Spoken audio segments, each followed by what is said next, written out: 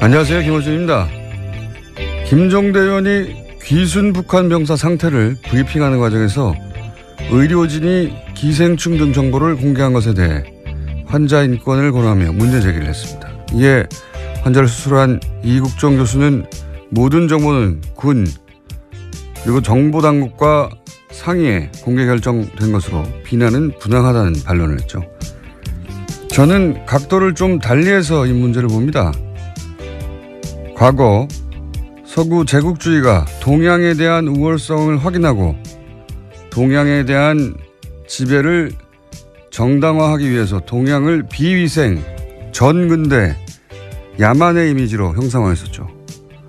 너희들은 그렇게 미개하니 우리에게 당하는 게 당연하다. 오리엔탈리즘이라고 합니다.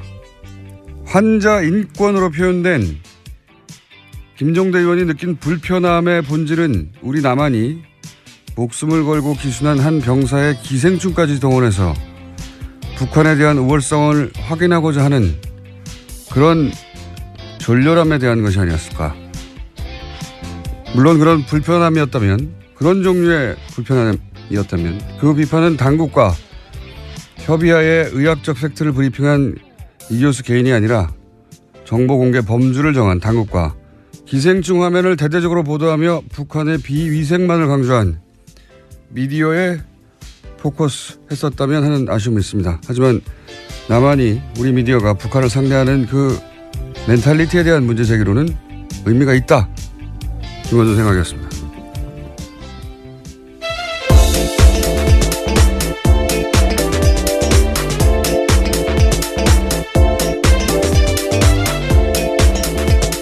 시사인의 김은지입니다. 네. 이게 이렇게까지 큰 논란이 될 줄은. 네, 계속해서 실시간 검색 순위에 있던데요. 여기 잠깐만 하자면, 왜냐하면 굉장히 예리하기 때문에 제가. 시간이 별로 없다고 하셨던 것 같은데요. 네, 이거 하다 끝내면 되죠. 네, 잠깐요. 네. 김종대 의원의 문제 제기가 이게 빛을 발하지 못한 이유는 프레임을 너무 좁게 잡았기 때문에 제가 보기에는 뭐냐면 환자 인권만으로 프레임을 잡았잖아요.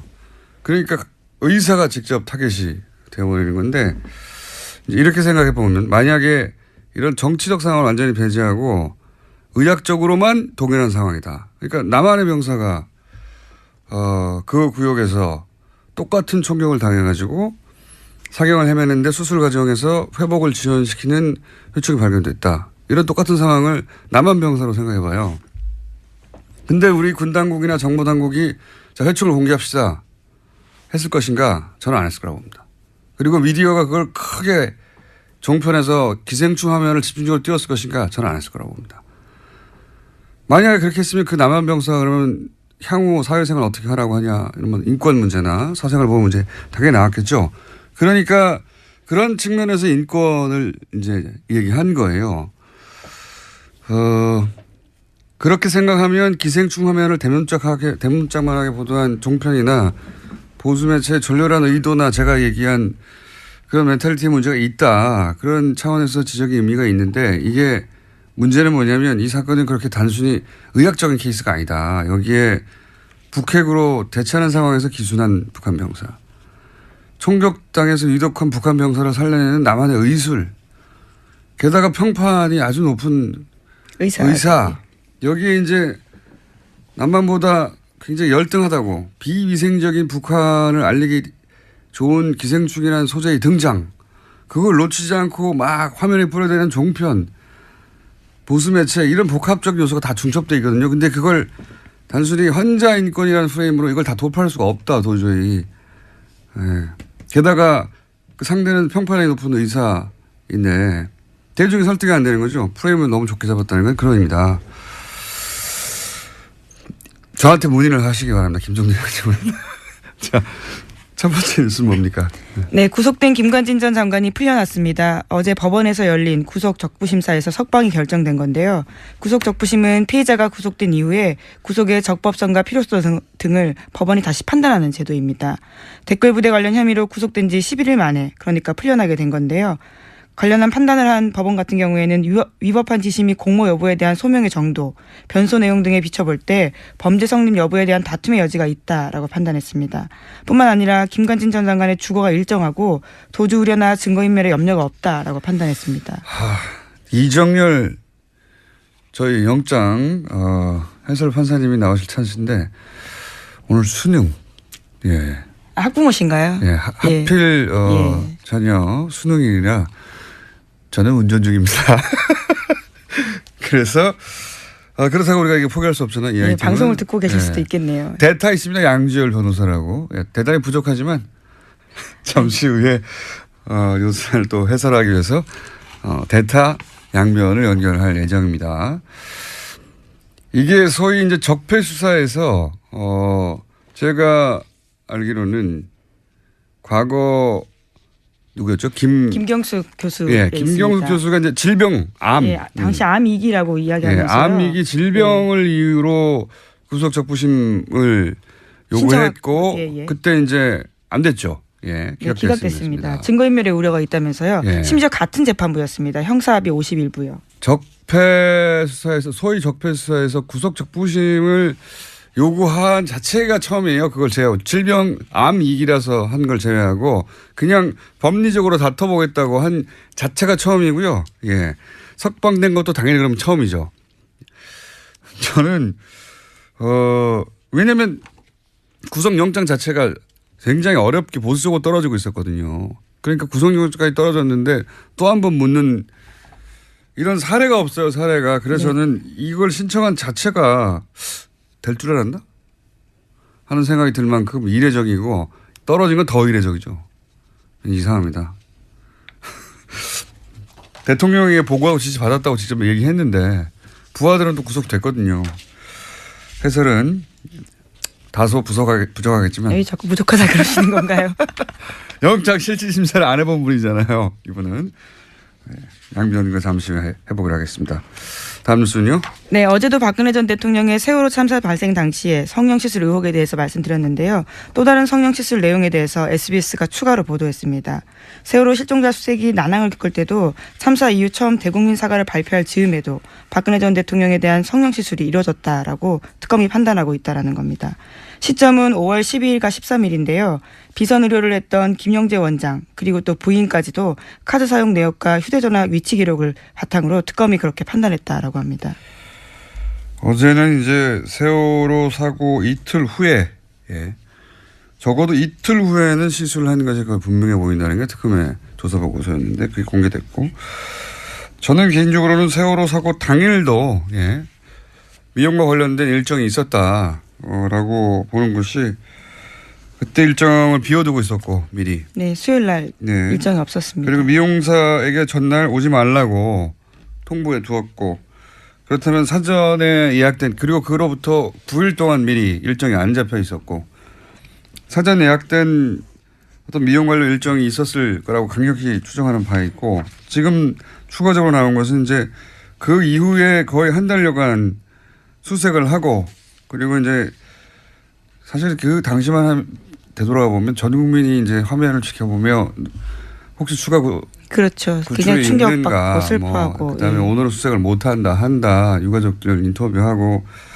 그리고 이제 길에 나가서 뭘 사질 않는다 사람들이 저녁에 술을 안 마신다 이럴 정도로 그런 상황이었는데 계속해서 수술을 했다는 거죠. 예. 네, 5월 한 달에만 비선 의사 부부가 최소 5차례 방문했다라는 것이요 특검의 판단입니다. 이해할 수 없습니다. 저는 정말. 하여튼 그런 게 밝혀지고 있는 와중입니다. 네, 다음 뉴스는요. 네, 세월호 관련된 소식 하나 더 전해드리면요. 지난 17일에 세월호 선체에서 유골이 발견됐습니다. 그런데 해양수산부가 이를 은폐했다라는 건데요. 추가 수색 여론이 형성될 것을 우려해서 일부러 그랬다라는 의혹이 일고 있습니다. 5명의 세월호 미수습자 가족들은 이를 모른 채 지난 18일에 시신 없는 장례식을 치렀는데요. 당시 유골 수습 보고를 받았던 해수부 현장수습본부의 김현태 부본부장이라고 있습니다. 이 같은 사실을 세월의 선처조사위원회에 통보하지 않았다라고 합니다. 그러면서 현장에서요. 자신이 책임질 테니 유골 수습 사실을 누구에게도 알리지 말라라고 지시했다고 합니다. 그러니까 이제 이 미수습 가족들하고 여기서 그칩시다. 여기까지만 합시다라고 다 얘기 돼 있는데 또 유골이 나오니까 그럼 연장하게 될까봐 이 사실을 숨겼다는 거잖아요. 저는 이게 현장의 부본부장 정도가 내릴 수 있는 결정이 아니라고 봅니다. 예. 누가 이 결정을 내리는지 파악을 해야 된다고 생각이 들고요. 본인이 유골이 나왔는데 이제 그만하자라고 결정할 위치에 있는 사람이 저는 아니라고 보거든요. 예. 이게 이제 그래서 겨우 5일 만에 들켰잖아요. 누가 왜 이런 결정을 내리는지 반드시 파악해 봐야 된다고 보고 문재인 대통령도 여기에 대해서 왜 이런 일이 벌어졌냐고 이해할 수 없다고. 그렇게 이야기했죠. 유골이 나오면 계속 수습해 가야 되는 거고 찾아야 되는 거거든요. 이걸 접어야 했던 이유가 뭔지 추가 취재가 반드시 필요한 대목인 것 같습니다. 누가 이런 결정을 내리려고 한 건지. 다음 뉴스는요. 네, 검찰이 추명호 전 국정원 국장이 이명박 정부와 박근혜 정부 때 모두 정치에 관여해서 국정원법을 위반했다라고 판단하고요. 재판에 넘겼습니다. 이와 관련해서 특히 눈에 띄는 게 우병우 전 수석과 관련된 지시인데 추 전 국장이 이석수 전 특별감찰관을 불법 사찰한 것이 우병우 전 수석의 지시로 이뤄졌다라고 결론 내렸다고 합니다. 그러면 이제 우병우 전 수석이 다시 한번 소환되고 다시 한번 구속영장 청구될 개연성이 있네요. 네, 이르면 다음 주 중으로 소환될 가능성이 크다라고 하는데요. 네. 뿐만 아니라 최윤수 전 국정원 2차장 같은 경우에도 혐의 선상에 같이 올랐습니다. 그렇군요. 추명호 소위 이제 최순실 라인 전 국장의 공범으로 적시되고 네, 공소장에 그렇게 쓰여 있다라는 겁니다. 불법 사찰의 지시는 우병우 전 수석으로부터 받았다. 예. 이번에도 빠져나갈까요? 우병우 전 수석이. 그런 뉴스가 있고요. 그 외에 양지열 변호사 연결되어 있기 때문에. 네, 하나만 더 전해드릴까요? 예, 차은택 씨가 어제 1심에서 징역 3년의 실형을 선고받았습니다. 여기에는 중요한 부분이요. 박근혜 전 대통령이 공범으로 명시됐다라는 겁니다. 사실 박근혜 전 대통령은 이제 너무 많은 혐의와 너무 많은 사안에서 공범 혹은 직접 지시기 때문에 박근혜 전 대통령을 여전히 사랑해서 이제 여러 가지 태극기 들고 집회하시는데 그 집회는 법적으로는 아무 도움이 안 될 것 같습니다. 자, 지금 김관진 전 장관이 구속 적부심을 통해서 석방된 사안 가지고 이정열 판사님의 개인적 사정으로 연결이 안 돼서 아침에 연락했더니 대타 양지열 변호사님 연결됐습니다. 안녕하십니까? 또 그 사이 전화 끊어졌어요? 예. 기다리다가 삐졌나 봐요. 전화 연결됐다는 소리 듣고 제가 들어왔는데 다시 연결됐습니까? 예. 큰 도움이 안 되네요. 지금 30초를 까먹었어요. 변호사님? 예, 여보세요? 네. 대타가 이렇게 뭘 까먹어요? 시간을. 자, 빨리 얘기합시다. 예. 이게 굉장히 이상한 사건입니다. 예. 그죠? 정말 황당했습니다. 예. 어젯밤에 저도 보고. 예. 원래 구속적부심이라고 하는 게 변호사들이 요즘에는 청구 자체를 잘 안 하거든요. 그러니까요. 예, 왜냐면 이게 판사들이 싫어해요.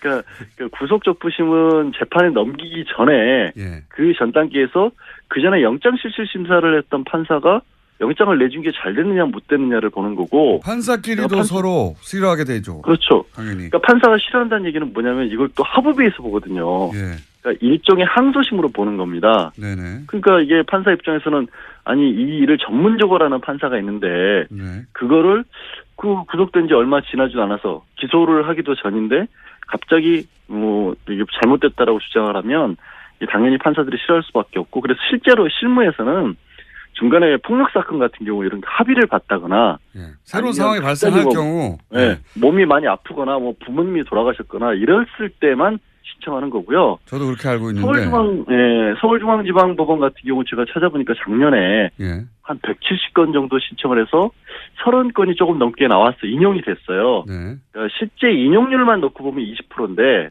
문제는 작년에 서울중앙지방법원에서 처리한 1심 사건이 한 5천 건이 넘어요. 그러니까 전체 사건 대비로 봤었을 때 이렇게까지 나오는 거는 5천 건 중에 33건이니까 몇 퍼센트입니까? 정말 계산을 미리 하셨어야죠. 예.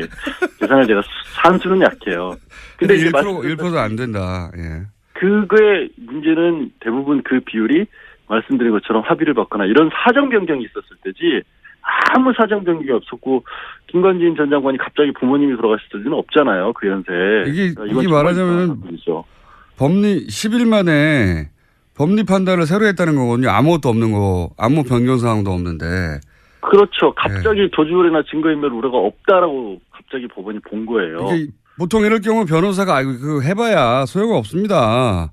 라고 하거나. 실제로 소용없다고 하는 정도가 아니라 예. 그러니까 양형사유에서 나중에 법원에 이른바 괘씸죄에 걸릴 수 있으니까 예. 하지 말라고 합니다. 게다가 알려요. 그래서 이 적폐 관련 수사 작년부터 시작해서 저 김경수 교수가 질병 이를 이유로 그렇죠. 한번 청구한 이후로는 처음이에요. 처음. 고영태 씨는 체포 적부 심사를 청구를 했다가 기각됐어요. 예, 그건 다른 이야기고 구속 적부심. 예, 하여튼 그러니까 구속 적부심에 체포 구속 적부심을 넓게 크게 하나 더 보니까 그 두 건밖에 없는데 기각됐고 또 이 사건은 그러니까 그때는 암이었을 때도 기각됐거든요. 그렇죠. 뭐 기억하시겠지만 갑자기 이렇게 다 지우고 모자 쓰고 나타났잖아요. 구속도 없대고 이런 상황에서. 그러니까 정말로 애초에 날 구속시키면 안 된다라는 걸 강력하게 보여줬는데도 구속시켰고 이후에 또 진단서까지 첨부를 해서 정말 심각한 상태라고 했는데 결국에 안 풀어졌거든요. 그러니까 구속이라고 하는 것 자체가 2008년 이후에 급속도로 줄어들었어요. 그러니까 구속이 줄어드니까 구속에 대해서 적부심사 청구하는 일은 정말로 줄어든 거죠. 인용도 잘 안 되고. 적폐 수사 관련해서는 아무도 신청을 안 했다니까요. 질병위에. 아니 안 할 수밖에 없는 게 밑에 지금 김관진 전 장관 같은 경우에는 그때 국방부 장관 했을 때 부하직원은 실형까지 받았거든요. 벌써. 그거를 그리고 내가 지휘를 했노라는 걸 본인이 인정을 한 상황인데. 대통령이 그래서 그래서 그 위에 이제 지금 얘기한 것처럼 이명박 전 대통령이 지시를 받고 있다는 얘기까지 했기 때문에. 그러면 상식적으로 이명박 전 대통령 수사와도 직결되는 문제인데 그거를 갑자기 아무 특별한 사정 변경도 없이 구속 사유가 없어졌다고 보는 건 정말 이해하기 어렵죠. 저는 지금까지 쭉 이야기한 대로 청구 자체가 이상하고 그래서 이거 이미 신청할 때 인용될 줄 알았나? 이렇게 생각이 들 만큼 이상한 일이다. 저는 바보 됐어요. 절대 그럴 일 없다고.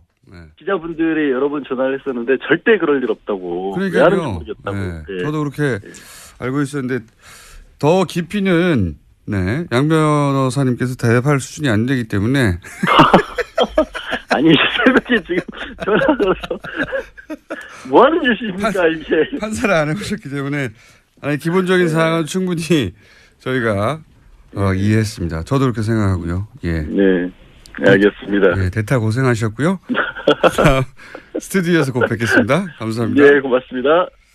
자, 오늘은 위가 많습니다. 빠르게 이어가지고 또 짧게 그것마저 알려주면 리얼미터 권순정 조사 분석실장 나오셨습니다. 안녕하십니까. 네.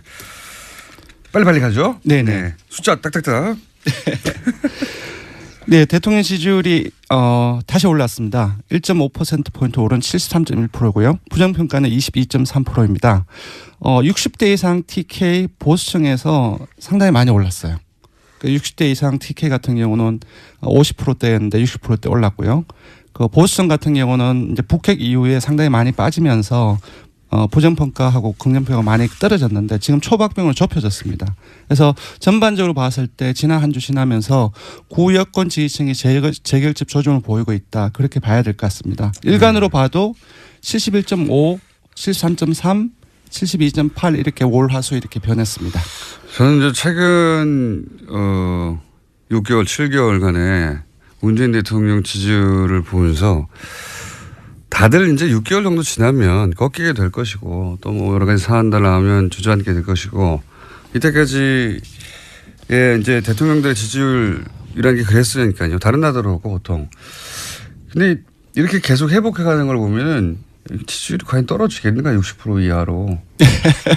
그런 생각이 들 정도로 굉장히 고탄력입니다. 사실상 모든 정부에서 이렇게 하방 경직성 상승 경직성이 있으면 계속 떨어지기 마련이거든요. 그 라인을 봐도 이전 정부에도 계속 그래 왔습니다. 아니면 전 세계적으로 그렇잖아요. 그렇죠. 예. 지나면 지날수록 사실 피로감도 생기고. 네네. 근데 이제 문재인 대통령 특징은 북핵이 이런 거 하면서 훅 한번 떨어지죠. 네네. 68호대로. 네, 그렇습니다. 그리고 다시 똑같이 올라와요. 네. 몇 개월 전하고 비슷하게. 지금 73.1%는 북핵 이전하고 거의 비슷한 수준으로 올라왔어요. 예. 예. 신기한 지지율 상황이고요. 어쨌든 돌아왔고요. 예. 네네. 정당으로 넘어가면 이번 주 주목할 것은 국민의당이 최저 지지율을 경신했습니다. 그 자유한국당이 계속 조금씩 상승하다가 18, 9%까지 올랐거든요. 근데 16.7%로 1.6%포인트 하락했습니다. 그래서 이 부분이 좀 주목해서 봐야 할 부분이고요. 민주당 같은 경우는 0.5%포인트 상승해서 51.8% 여전히 2주째 상승세입니다. 역시 대통령처럼 60대 이상에서 상당히 많이 올라가지고 계속 이전에는 한국당이 뒤졌거든요. 근데 뒤집었습니다. 그리고 국민의당으로 넘어가면 60대에서요? 네, 맞습니다. 네, 국민의당으로 넘어가면 지난주에 4.9%를 기록해서 최저 지지율 동률을 기록했거든요. 근데 0.5% 더 하락해서 4.4%로 떨어졌습니다. 특히 월요일 일간 집계에서는 그러니까 이른바 끝장 토론 하루 전이었죠.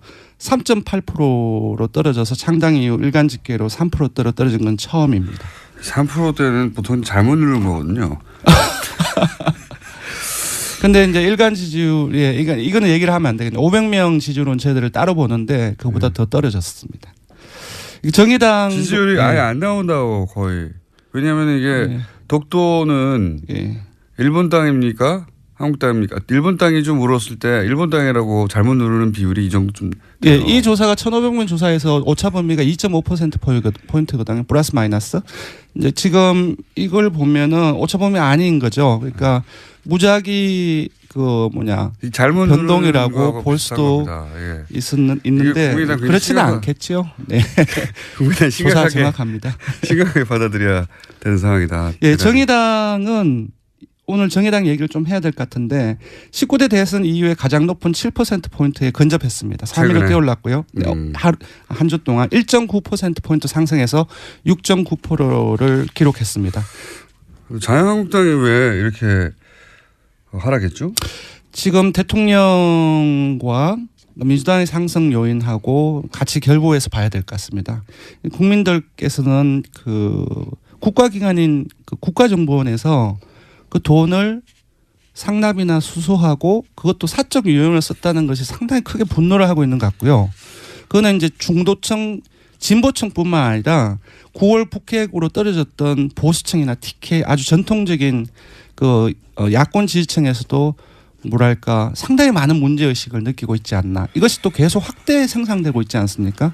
이 부분이 가장 큰 것 같습니다. 자유한국당에서는 이제 11명이 새로 합류한 것에 대해서 굉장히 의무부여를 많이 했는데 그 효과가 생각보다 크진 않고 바른정당이 빠져나간 것도 바른정당이 미치는 타격 정도가 생각보다 크지 않고 그러네요. 네, 바른정당은 지금 빼먹었는데 0.1%포인트 하락해서 5.6% 횡보했습니다. 근데 여기서 자세히 봐야 될 것은 TK에서 19대 대선 이후에 한국당에 거의 3분의 1 또는 4분의 1 수준까지 밀렸거든요. 처음으로 TK에서 절반 이상으로 한국당 지지율 절반 이상으로 넘어섰습니다. 오히려 TK에서 바른정당의 지지율이 올라가고 있다. 맞습니다. 네. 언더독 효과인 것 같기도 불쌍하잖아요. 네.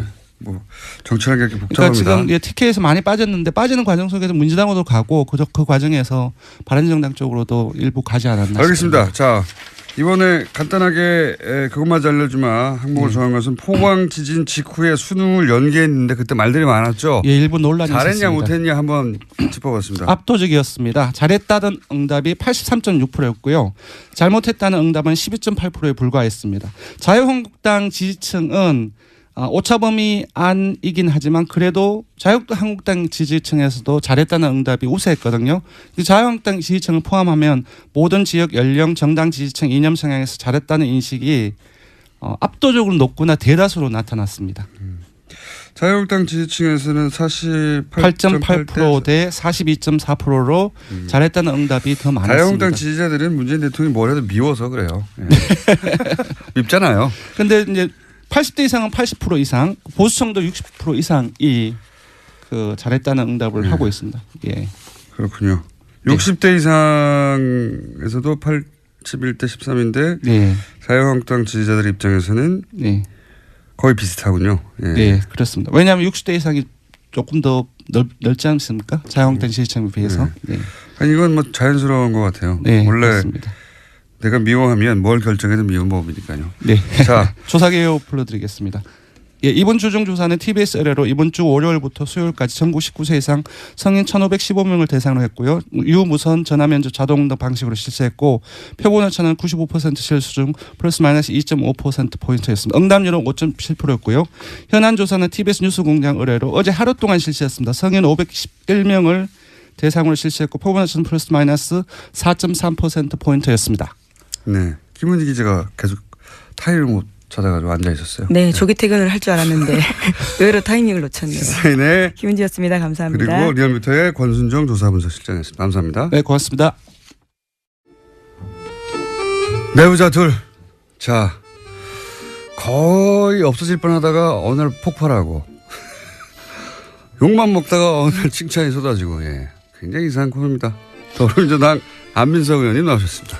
예, 올백 맞았습니다. 수도권 내리사선 안민석 의원입니다.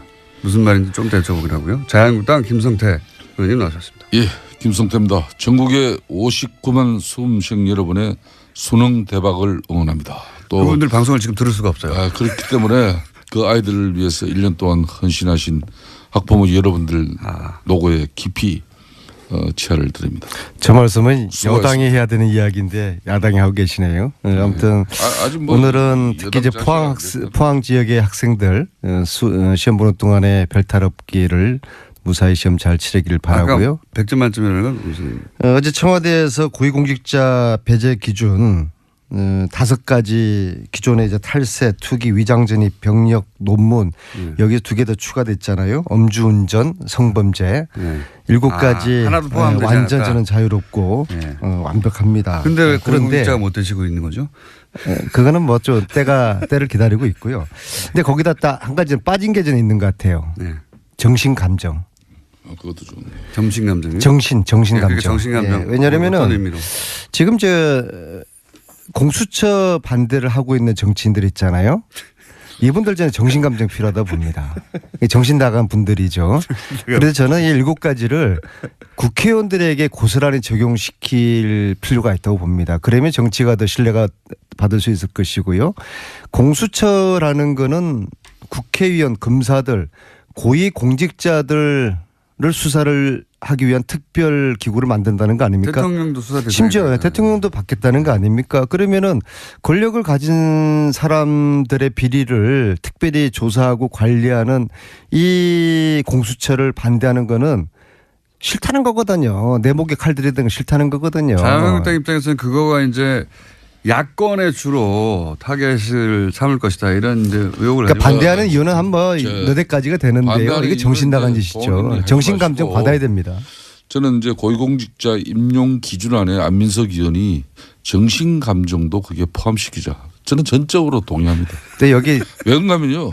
이게 낯짝이 두꺼워도 그냥 유분수지 대통령 공약으로 내걸어서 대통령이 되면은 이 5대 비리 배제 원칙을 가지고 공정한 인사를 하겠다. 이렇게 천명해서 대통령 된 사람이 근 지금 현재 195일 동안 근 7개월 동안에 이 내로남불 인사들 이 부적격 인사들 줄줄이 임명했던 청와대가 지금 아주 이제 홍종학 인사 다 억지로 다 하고 나니까 고위공직자의 임용 기준을 발표한다는 게 이게 가당키나 한 말입니까? 참 한 일주일 열흘이라도 있다가 해야지 말해 사람들이 철판을 깔아도 이만저만 철판을 한번 이야기해 보세요. 안민석이. 김성태 의원님 본인 목에 칼 들이대는 공수처를 이제 반대하시는 저런 논리는 아니 지금 정치가 제가 이전에 이제 박쥐 정치 이야기했잖아요. 박쥐 정치 말고 갈치 정치라고 들어봤어요? 정치를 갈치라는 생선은 동료를 먹고 자라요. 그러니까 위기 때마다 상대방을 끌어들이는 이런 물타기를 하면서 이 자신의 생존을 해나가는 이 갈치 정치 있잖아요. 아니, 본인 동료 의원 공격하고 저 이야기 들어보세요. 상대방 무조건 공격하고 하면서 이런 갈치 정치. 이게 저 논리를 지금 저대로 갈치 정치 논리거든요. 집권당 중진 의원으로서 제 이야기 좀 들어보세요. 대통령까지도 내 목에 칼을 대라. 우리 가족들, 주위 친척들 집중적으로 조사하고 관리하는 공수처 이거 내가 받아들이겠다고 하는데 왜 야당 의원들이 공수처를 반대합니까? 자, 우리 안민석 의원님 지금 첫 주제는 고위공직자 임용 기준안 발표 관련해 가지고 안민석 의원이 정신감정도 여기 하나 더 넣자 그래서 지금 이 주제를 가지고 우리가 이야기하고 있는데 인정할 거는 해야지. 그럼 좋아요. 이런 고위공직자의 임용 기준 5대 배제 원칙을 이렇게 명확하게 내세우면은 지금까지는 그거 적용 안 시키면서 대통령 공약 때 내나 한 얘기예요. 그런데 어저께 이제 홍종학 장관 임명하고 나자마자 이걸 이제 발표를 했는데 그러면 대통령이 우선 사과라도 해야 되는 거 아닙니까? 그리고 두 번째는 이런 임용 기준안을 대통령이 이미 대선 공약 때 내걸고 대통령이 당선되면 이런 인사 기준 원칙을 가지고 고위공직자를 임명하겠다 했는데 그런데 캠코더 인사한 거 아니에요. 캠프, 코더, 더불어민주당 인사로 끊임없이 이렇게 지적을 받았는데도 이게 인사 관행 적폐가 아니고 뭡니까? 그러면은 이렇게 제대로 검증을 하지 못한 누군가는 청와대 주변에 참모가 책임도 지고 대통령도 사과하면서 앞으로 나는 7개월 동안 인사를 한다고 했는데 내가 참 누워서 침 뱉는 격이 됐는데 하지만 앞으로는 정말 이렇게 잘하겠다. 이래 해야지. 그 이야기 하다가 갑자기 공수처 이야기예요. 문제는 저러한 갈치 정치의 논리를 대부분의 국민들이 공감하지 않는다는 거예요. 문재인 대통령에 대한 지지도가 계속 70%대를 유지를 하고 있어요. 그렇다 그러면은 중도를 다 끌어들인 거거든요. 문재인 대통령의 하는 정치 행태라든지 지진 대책이라든지 안보 정책이라든지 이런 국민들의 민심을 거슬리는 게 아주 일상화가 됐어요. 자유한국당이 이렇게 해가지고는 이 보수가 다시 살아남기 힘들고요. 공수처를 반대하면은 솔직히 우리가 지연제가 많으니까 공수처 이거 신설되면은 우리 자한당 국회의원들 중에서 살아남을 사람들 절반도 안 될 테니까 이게 두렵다. 이거 좀 살려달라. 차라리 우리한테 물밑에서 하소연하고 선처를 부탁하면은 인간적으로 좀 그래도 좀 봐주기라도 하죠. 근데 지금 그 이야기를 지금 말씀이라고 하세요? 자기들 지연제가 들춰질까 봐 공수처 반대하면서 청와대 뭐 대통령 직속 제1급 수석 비서관 반대 논리를 대는 청와대 정무수석도 지금 현재 이제 특히 김관진 전 장관 안보실장 풀려난 거 있어가지고 저는 오늘 이 아침에 붕괴를 금치 못하겠어요. 저는 김관진의 구속으로 최순실의 이 무기 쪽에 이 화산이 폭발되지 않을까를 기대를 했거든요. 왜냐하면은 제가 받은 제보 중에서 이 김관진 안보실장이 합참의장을 마치고 2009년, 2010년 2년을 안민석 의원님은 딸들과 가족들과 함께 워싱턴에서 2년을 본인이 살아요. 왜 전병헌 정무수석이 청와대 제1급 참모로서 아주 많은 그 비용이 필요하거든요. 구속 수사가 되고 있는데 대해서는 왜 한마디 언급이 없어요? 물타기를 하시네요. 네? 잠깐만 제 이야기하고서 말씀 아니 내가 아까 내 얘기를 합니다. 자, 저 이야기는 굉장히 지금 아주 지금 사법 말을 막으신 이유가 뭐죠? 저렇게 자기네들 마음에 들지 않으면 김관진 이야기 하고 난 다음에 듣고 난 다음에 이야기를 하세요. 중요한 말씀하는 겁니다. 새로운 정보인 것 같아서 이 얘기만 듣고. 그래서 그 2년 동안에 김관진 안보실장이 그 2년 동안에 그 생활 비용을 방산업체, 외국의 방산업체에서 후원을 했다는 제보를 제가 받았거든요. 자, 그러면 간단해요. 그러면은 2년 동안에 김관진 실장이 무슨 돈으로 그 생활비 많은 비용을 미국에서 2년 동안 그건 계좌 조사하면 금방만에 나오는 것이죠. 2년 그래서 동안에 미국의 방산업체로부터 말하자면 생활비를 받았다. 아마 4인 가족이 워싱턴에서 2년 동안 살았으면은 아마 100만 불 이상 정도는 썼을 거라고 보거든요. 과연 그 돈을 김관진 안보실장이 개인 돈으로 쓰지는 않았을 것 같은데 그 제보에 의하면은 방산업체가 후원을 미국의 방산업체 받았다. 예, 그 미국의 제보거든요. 방산업체가 나중에 우리나라에 무기도 파는 업체입니까? 그래서 이게 최순실하고 저는 연관이 된다 보거든요. 왜냐하면 저는 최순실이가 문화계 농단, 체육계 농단 하면서 결국엔 돈을 빼먹은 거 아닙니까? 이건 사실 무기에 비하면 끈값이죠. 돈을 사랑했던 진짜 대통령 최순실이가 과연 무기에 손대지 않았을까? 손대지 않았을까요, 공장장? 손댔을 거라고 저는 그렇게 가정을 하거든요. 예, 그래서 이러한 연계고리가 2009년, 2010년에 김관진이의 미국에서 생활비 이것을 이제 검찰이 쉽게 그런 들여다볼 수 있는 거 아니에요. 그렇게 될 수 있는데 그게 이제 지금 이걸 기대를 했었는데 풀려나면서 어렵게 풀려난 게 이게 저는 단순하게 뭐 도주 우려가 없다. 이건 정말 지나가는 개가 웃을 일이고요. 구속시킬 때는 도주 우려가 있다고 해서 구속시켜 놓고서 풀어줄 때는 도주 우려가 없다. 시키세요. 저는 그런데 이 방송이 맨날 더 제어가 안 되지 않습니까? 큰 이유가 있을 거라고 보는 것이죠. 이건 새로운 정보니까 들어보고요. 새로운 정보. 이게 자, 지금 현재 재판부는 기울어진 운동장에서 재판을 하고 방송을 있는 하지만 사람이 이재용 재판하다가 저한테 들켜가지고 주장을 바뀌었던 그 이모라는 부장판사가 지금 우병우를 지금 네? 하고 있지 않습니까? 재판부의 현실이 지금 이렇습니다. 아니, 저분이 그래서 재판부의 이런 행태를 잘 들여다볼 필요가 있어요. 자, 오케이. 자, 김성태 의원님 말씀 한번 해보세요. 하고 싶은 말씀 해보세요. 제가 이렇게 한 2년 가까이 우리 안민석 의원님을 지켜보면은 본인이 의혹 제기하고 본인이 이렇게 문제를 야기한 부분에 대해서 검찰이 또 제대로 수사해가지고 또 이렇게 구속 적부심에서 이렇게 구속이 이루어지면 뭐 검사나 판사 칭찬하고 또 판사가 그걸 이렇게 기각하면은 또 재판부 그냥 욕하고.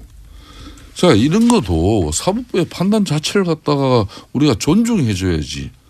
지나가는 개도 이걸 웃지 않겠냐 이러면은 이 방송에서 어떻게 되겠습니까? 김관진 실장은 그래도 대한민국의 군인으로서 대한민국 국가 안보를 위해서 평생을 바친 분이에요. 예?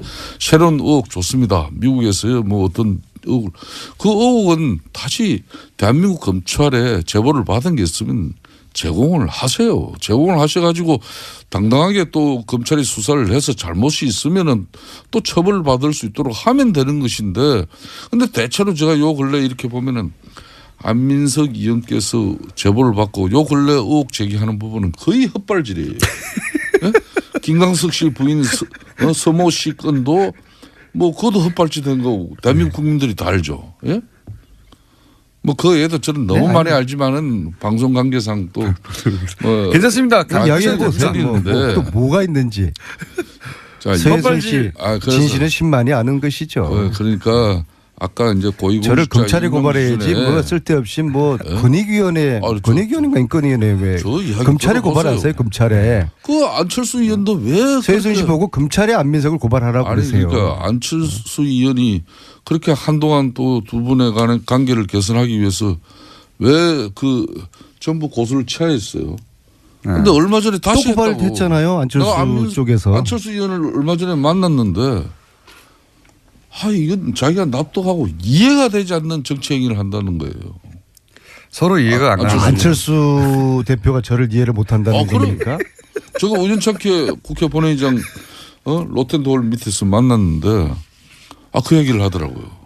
그래서 제가 하는 이야기는 아니 말 한마디 최순실 재산 환수 그 몰수 특별법 국민당이 소극적이다라고 이야기를 한 그것이 안철수 쪽에서 저를 검찰에 고발할 만한 그런 문제입니까? 그렇게 하면은 국회의원들 그냥 뭐 밤낮 고발 당하는 것이죠. 제가 이야기한 거는 국민당에서 아무런 액션이 없으니까 소극적이라고 이야기를 한 건데, 근데 작년 11월 달에 자신들이 그 특별법을 당론으로 발의했다고 그러더라고요. 공장장.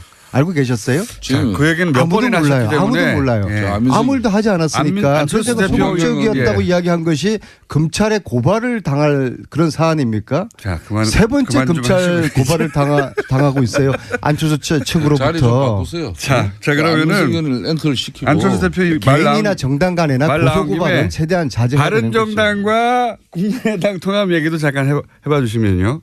1, 2당의 입장에서 이 지금 3, 4당 간의 통합 논의에 대해서 어떻게 보십니까? 기본적으로 저는 네. 남의 집안일에 이러쿵저러쿵 하고 싶은 생각은 전혀 없지만요. 항상 답답해서 자, 지금 이 문제의 출발점은 예. 안철수의 위기의식으로부터 분석을 해야 됩니다. 무슨 말입니까? 자, 지금 이대로 안철수 대표가 중심이 된 국민당이 내년 선거를 이대로 치를 수 있겠습니까? 전패할 거예요. 전패하고 나면은 지방선거 이후에 안철수는 설 땅이 없는 겁니다. 정치 완전히 물러나야 되거든요. 그런 위기감에서 안철수 대표가 지금 좌충우돌 하고 있는 겁니다. 자, 자한당하고 바른당하고 국민당은 뿌리가 틀리잖아요. 여기에 통합, 연대 그런 이야기들을 막 아직 하고 5분 있는데요. 남았고요. 평상시대로 5분 가지고 한 10가지 정도 얘기하시죠. 저는 어쩌면은 안철수 대표가 보수 정당을 기반으로 해서 추후에 대권 후보에 대한 구상을 하고 있을 것이다. 그런 얘기도 있습니다. 그래서 빅텐트, 자한당과 바른정당까지 묶어서 후보가 되려는 그러한 욕심을 가지고 있을 것이다. 지방선거에서 자유한국당이 잘 안 되면 네네. 자유한국당에서 이제 대선 후보가 없구나 생각해서 나오는 분들과 이제 그런데 여기 대해서 여기 대해서 있습니까? 국민당 내부에 호남 출신들은 택도 없는 소리라고 하거든요. 그래서 네. 제가 볼 때는 국민당은 이미 심리적으로 분당이 돼 있는 상태입니다. 네. 자, 이제 아니. 자, 그러면 자유한국당 입장에서 그걸 어떻게 바라봅니까? 우리 아내님이 지난주는 좀 집권당 중진위원으로서 이렇게 품격과 품위도 지키시면서 했는데. 요즘 디거넛 엘리간스. 그러니까 이 스탠스는 제가 유지하고 있어요. 한 주 만에 또 이 사람이 확 빼놨어요. 180도로. 김관진 에? 풀려나니까 제가 제정신이겠습니까? 이게 말이 됩니까 이게? 아니 그러니까 김어준 공장장님. 그렇지 않아도 이 기울어진 제가 운동장에서 김관진 방송을 하는데 다시 집어넣을 겁니다. 정신 상태가 저렇게 불안정하고 안 좋을 때는 방송 여기 출연시키지 마세요. 예? 정신 감정이 필요한 부분이에요. 그러니까 일단 와가지고 얘기를 해야 알 수 있으니까. 대한민국 방송 중에서 가장 방송진위원회에서 제재를 많이 받고 있는 방송이 이 방송 제재를 아니에요? 많이 받고 있지 않습니다. 예. 많이 받았죠. 정치권에서 많이 주장을 하고 있습니다. 15년에 특갈비 투명하게 공개하자는 주장을 왜 아니, 반대하시냐고 잠깐만요. 이 산안을 자, 갖고 이제 있어요. 이당 입장에서 제가 좀 이야기를 할게요. 예, 이제. 자 그러면 이 제2당 입장에서 이제 3, 4당의 통합 문제에 대해서 특갈비 투명하지 않은데 반대하는데 요 얘기하고요. 있어요, 저분이. 안민석 의원께서 혼밥이다 뭐다 해가지고 예. 안철수 대표를 공개할 때마다 제가 대려 방송에서 균형성이나 공정성 때문에 본의 아니게 안철수 대표 변론도 많이 했지 않습니까? 근데 오늘은 제가 한마디 하겠어요. 일정 부분 어찌 보면 안민석 의원 말씀에 동의가 되는 건데 안철수 대표가 국민의당과 바른당이 통합하면 지방선거에서 제2당으로 등극한다는 것은 이건 한마디로 아직까지 꿈을 꾸고 있는 거죠. 정치는 살아있는 생물이고 현실인데 선거 승리를 위해서는 정치는 수단과 방법을 가리지 않습니다. 그렇지만은 그 안철수 대표께서는 정치 공학적인 발상이 과연 이 안철수 대표가 이야기하는 새 정치였는지 그건 되묻지 않을 수 없는 것이고 지난 5선 동안 이 새 정치를 뭐 이렇게 지향하면서 이렇게 정치권에서 활동을 했지만은 이 시간 5년이면 길입니다. 대통령 임기 5년이에요. 그런데 안철수 대표는 5년 동안 보여주지 못했어요. 내가 MB 아바타입니까? 뭐 이런 정도의 아직 그 정치의 큰 틀 벗어나지 못하고 있는데 그렇다고 해가지고 지금 안민석 의원이 속한 민주당은 국민의당을 늘 해치하는 같은 정당이에요. 그래서 결정적일 때는 어떻게 꼬시는지 하여튼 결정적인 도움을 받아내요. 그럴 때는 협치 정당이고 우리는 행제 정당이고 협치요. 별 이야기를 다 하면서 또 이런 방송에 나와서는 저런 이야기를 하면은 내가 안철수라 그래도 민주당 사람들은 믿지를 못하는 것이고 차라리 뭐 적지만은 바른정당하고 뭐 이렇게 통합이라도 해서 좀 기반을 갖춰보려고 하는 그 처절한 몸부림에 너무 큰 비난을 하지 맙시다 우리가. 안철수 대표와 국민당하고는 저희들은 구분해서 봐야 된다고 보고요. 하여튼 남의 집안 이야기 그만하고요. 저는 왜 그 새누리당과 김성태 당시에 저하고 같이 15년도에 이맘때 예결위 간사를 함께 했잖아요. 네. 왜 특수활동비를 좀 줄이고 홍준표 대표 특수활동비 공개하자는 이야기를 그 주장을 왜 반대했는지 하고요. 홍준표 대표 역시도 지금 갈치 정치를 하고 있는 겁니다. 느닷없이 원혜영 대표로 끌어들여가지고 내가 저 당신한테도 운영비 주지 않았냐. 이건 김성태 의원님 의견을 좀 들어봐야 되시고요. 네. 왜 네. 반대를 하셨어요? 예, 이 국정원의 특활비를 가지고 청와대가 받아 쓴 것이 드러나면서 이 논란이 시작됐는데 문제는 이 특활비가 개인 사적인 용도로 잘못 쓰여졌다면은 이건 이제 용처에 대해서는 검찰이 수사를 할 건데 첫 번째는 국정원을 지휘 감독하는 청와대가 국정원으로부터 특수활동비를 받은 것 자체가 뇌물이라는 것이죠. 상납받은 청와대 상납받은 그 그러니까 돈을 그 40억을 누가 어떻게 썼을까요? 두 번째는 특수활동비를 정해진 김성태 용도가 아닌 다른 곳에 쓴 것이 국고 소지가 된다.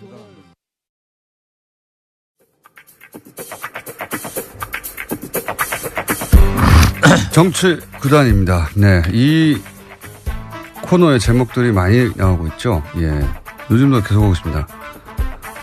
박지원의 무한도전도 있고요. 박지원의 지원사격, 박수무당, 박하스, 합법과 불법 사이, 박지원의 아시면서, 박지원의 한지붕 두 마음 등등등 많은 후보 제목들이 오고 있습니다. 지금까지는 지난주까지 가장 높은 호응을 얻었던 적과의 빡침. 자, 이 방송하는 사이에도 계속 보내주십시오. 이 코너의 제목 후보 박지원 전 국민의당 대표 나오셨습니다. 안녕하십니까? 안녕하세요. 네. 뭐 다른 이야기도 많지만 이게 뭐 초미의 관심사였기 때문에 끝장 토론 얘기를 일단 잠깐 하지 않을 수가 없는데 끝장 토론을 하고 나서 이제 대표님이 어제 평화방송에서 통합 찬성은 9명에 불과하다. 예. 이렇게 말씀하셨더니 최명길 의원 이제 안철수 대표하고 이제 찬성 통합파라고 분류되는 분이죠. 이분은 아니다. 연대, 유보, 찬성 합치면 이분들이 20명이 넘는다 오히려. 그런데 잠깐. 예. 이 공장장께서는 네. 이 방송에 출연시켜 놓고 네. 그냥 안철수 국민의당을 파토 분당시켜 버리려고 하는 그 기도를 잠깐 중단하고 예. 그래도 집권 여당 또 문재인 대통령이 잘하는 것은 박수를 쳐야지만은 예. 잘못하는 것은 야당으로서 지적도 해야 된단 말이에요. 물론이죠. 그러니까 오늘의 그거부터 발언을 먼저 주세요. 네, 알겠습니다. 저한테. 네. 그러지 않으면 제가 공장장을 해임합니다. 제가 해도 되죠.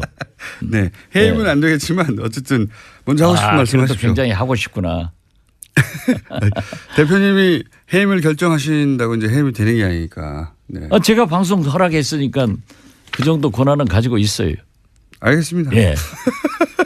그러는 걸로 하고. 산들바람은 불어도 봄날은 갑니다. 예, 그런 셈 치고. 예, 문재인 자, 대통령이 지금까지 잘해 왔는데 뭔가 마음에 안 드시는 저는 분, 문재인 호에 빨간불이 들어오기 시작했다. 지지율 거꾸로 올라가고 있는데요. 어쨌든 글쎄요. 뭐를 보신 겁니까? 지금 말이죠. 예. 지금까지 너무 잘했기 때문에 인사에서 그렇게 잘못했지만은 카바가 됐어요. 네. 그런데 지금 보시면은 네. 오늘 예. 전병헌 정무수석의 구속영장 청구, 예. 어제 김관진 장관의 석방 예. 이런 건 벌써 적폐청산에 빨간불이 들어오기 시작하는가 하면은 예. 지금 이 지역 밑바닥을 가면 예. 최저임금 예. 인상 문제로 식당 등 자영업자들이 부글부글 끓고 있어요. 예. 또 비정규직. 특히 나는 깜짝 놀란 게 문재인 정부에서는 이래서는 안 됩니다. 예. 세월호 6호를 찾아놓고 예. 미수습자 5 가족이 장례식 할 때까지 예. 숨긴 거. 예. 이건 완전히 그거 도덕성에 굉장히 잘못된 결정. 굉장히 잘못됐습니다. 근데 문재인 정부. 그럴 배신감을 느끼고요. 자꾸 네. 제 말을 꺾지 마세요. 예, 알겠습니다. 홍정학 중소벤처기업부 장관 그 문제가 있던 것을 네. 임명해놓고 가로놓게 인사 7대 원칙이다. 예. 여기에 지금 발표한 것 역으로 해봐도 해당될 사람이 거의 없어요. 그런데 예. 더 가관은 문재인 대통령이 대통령으로서 말씀 조심해야 됩니다. 보세요. 지금까지 인사청문회 부적격된 사람이 일 잘하더라. 그러면은 어제 인사청문회 보고서 채택된 아무 문제 없이 보고서 채택된 이진성 헌법재판소장은 일 못할 분을 왜 임명을 해야 되죠? 무슨 그래서 말씀인지 저는 알겠습니다. 예. 문재인 대통령이 우리 국민의당은 안철수 대표는 대통령 선거에 실패했기 때문에 조금 잘못해도 괜찮아요. 네. 그냥 김어준 공장장이 한 번씩 씹으면 되는데 이렇게 국정이 잘못되고 있는 것을 예. 김어준 공장장이 짚어줘야만이 TBS 시청자들이 공정한 방송이다. 참 불법이 아니고 이제 합법화시켜야 된다. 이런 게 나올 거예요. 좀 잘하세요. 이제 물으세요. 자, 알겠습니다. 자, 원하시는 말씀들을 하셨고. 자, 그러면 이제 끝장 토론으로 또 넘어가서. 그날 무슨 일이 있었길래 이렇게 서로 완전히 다른 얘기를 하는 것이고, 그리고 실제 이제 대표님의 관점에서는 통합 찬성파와 반대표와 그러니까 그날의 분위기가 어땠는지. 지금 최명길 의원 그리고 안철수 대표는 오히려 찬성파가 더 많은 분위기였다. 이렇게 그날의 분위기를 전하고 있거든요. 안철수 대표가 끝장 토론 후 네. 김동철 원내대표의 정리가 네. 사실 좀 양측을 예. 만족시키면서 봉합하는 훌륭한 정리를 했어요. 네, 배려하는 차원. 네. 그렇기 때문에 이 안철수 대표보다 한 말씀 하시라고 그러니까 대표가 정리 잘했다라고 하면서 자기 자신도 그랬어요. 원내대표가 정리 잘했다. 자기가 들어보니까 예. 완전히 9분은 통합을 찬성하고 예. 좀 중립적 이치에서 이러지도 이런 말 저런 말 양비론적 양실론적 얘기한 사람도 있고 네. 반대한 사람들이 약간 많다. 예. 약간 이런 많다. 얘기를 했어요. 약간 많다. 그런데 그게 이제 안철수 대표의 현장에서 그렇죠. 얘기죠. 예. 그리고 대체적으로 예. 저도 여기 가지고 있습니다. 저도 이렇게 다 기록을 했어요. 그날 무슨 말이 나왔는지. 네, 제가 대변인을 수십 년 한 사람 아니에요. 또 이 수첩을 보면은 예. 누구든지 떱니다. 이렇게 하기 때문에 이걸 내가 기록을 했는데. 저 수첩을 딱 열면은 많은 사람들이 떱니까? 그렇죠. 예. 김어준 청수도 떨 게 많아요. 조심하세요. 그런데 대체적으로 전부 반대를 하고 예. 또 대표가 계시고 뭐 사실 이체면 저체면 또 인간 정치 만사에 그런 거 볼 수 있잖아요. 면전에서 또 조심도 그렇기 하고. 때문에 예. 통합은 반대한다. 예. 그렇지만은 연합 연대 같은 것은 해볼 수 있지 않느냐. 예. 그리고 정책 연대나 예, 예. 이 평화 개혁 연대도 서명 작업을 안 했으면 좋겠다. 평화개혁연대라고 하는 것은 천정배 의원과 정동희 의원과 그리고 대표님이 예. 대표님이 이제 이런 식으로 통합은 안 된다라고 생각하는 분들의 모임인 거죠. 그렇죠. 예. 예. 그러한 것이 이제 태동은 아직 안 했어요. 예. 서명만 하고 있지. 예. 예. 그렇기 때문에 몇 분 정도가 합류합니까? 만약에 본격적으로 시작하면 상당히 많이 할 것 같아요. 절반이 넘습니까? 그리고 어제 또 안철수 대표가 서명에 불을 질러줬어요. 뭐라고 질렀어요? 왜냐하면은 정당은요. 물론 당원 원외 지역 위원장들 모두의 공동체죠. 예. 그렇지만 정치는 원내 중심으로 하게 돼 있습니다. 예. 오직 분리했으면 안철수 대표가 그런 얘기를 했겠어요. 재신임 투표하자고? 의원총회는 예. 의사결정 기구가 아니다. 예. 누구 말 맞다나 그것이 더 훨씬 많다고 하면 왜 그 얘기 했겠어요. 그러면서 의사결정 기구는 당무회의나 예. 또는 전당대회다. 전당원 투표에서 재신임 묻겠다 이런 얘기를 그렇죠. 했던 거요. 예. 그게 옳지 않은 거예요. 정당은 예. 의회 정치입니다. 대의 정치입니다. 그렇기 때문에 항상 원내 중심으로 정치가 하게 돼 있고 의원총회가 최고의 의사결정 기관이 되는 거예요. 그 이것을 말은, 예. 무시하고 아니 유리했으면 안철수 대표가 왜 의원총회에서 결정되지 않냐 이렇게 얘기를 하지. 의원총회는 의사결정기구가 아니니까 뭐 원외 지역위원장들도 얘기 들어보고 원외 지역위원장이 훨씬 많죠. 우리 국민의당은 고작 해봐야 40명 지역에서 당선된 사람이 26, 7밖에 안 되잖아요. 원내는 40명밖에 안 되고 네. 원내는 뭐 100몇십 명 되니까 그렇죠. 예, 거기서 묻자. 예. 그 그럼 만약에- 왜 그렇게 했어요? 네, 그러니까 의원총회에서 분리했으니까. 절대 다수가 통합은 말하지 마라. 그 대신 평화정책연대도 서명 작업하지 마라. 이런 거였어요. 이걸 갖다가 훨씬 통합에 찬성하는 사람이 많았다. 그러면 거기서 결정됐다고 주장을 해야지 왜 오늘 원외지역위원장 회의를 해야 되고 또 당원 투표를 하자. 당원 투표는 그게 없어요. 의견을 참작할 뿐이지 전당대회에서 결정하게 돼 있어요. 사실 그 말은 2년 전에 안철수 대표가 사실은 지금 대표님이 하신 말씀은 2년 전에 안철수 대표가 당시 문재인 민주당 대표에게 했던 얘기입니다. 그때 굉장히 혁신전대하자. 그다음에 뭐 여러 가지. 그런데 공장장은 밤낮 문재인 대통령만 편드니까 그건 아니, 불공정 방송이고. 아니 제 말은 그 말이 이러면 아니라 안 되지. 안철수 대표가 본인 그때 당시 문재인 대표가 똑같은 상황이라 말씀드리는 겁니다.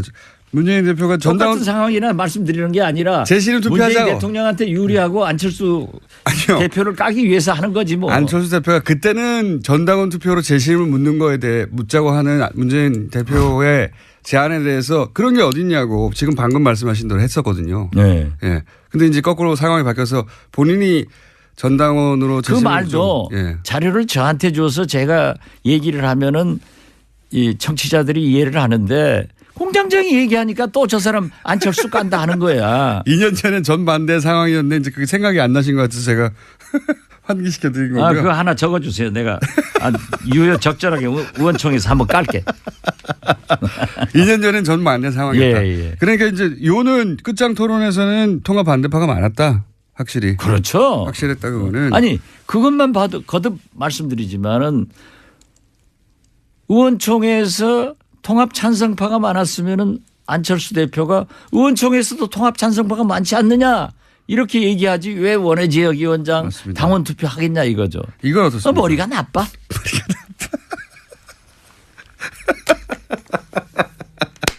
그래서 지난주에 전응하라고 하시더니. 한국당에 이런 얘기가 있더라고요. 난 확인한 건 아니까 실명을 안 쓰는데 어떤 분이 친박을 바퀴벌레라고 했대요. 그러니까 그 해당자의 부인이 예. 그 말한 사람 부인한테 F킬러를 사다 줬대. 홍준표 대표 말씀하시는 거죠? 나 홍준표랑 안 했어요. 홍준표는 이 고소를 잘해요. 그런데 우리도 이유식 하나 사와야 돼. 이유식이요? 왜요? 예. 젖좀 떨어지게. 지금 통합론을 주장하는 사람들의 논리가 그렇다는 얘기죠. 예. 구상유치 말씀하셨으니까 예. 거기 이어서. 그렇죠. 예. 나는 안철수가 아직도 우유 구상유치하다는 냄새가 게 난다. 아니라 예. 젖 비린내가 난다. 예. 어린 아이들. 그래서 이유식 하나 사오려고. 진짜로 안철수 대표 사퇴론도 비등합니까? 이런 보도도 있던데.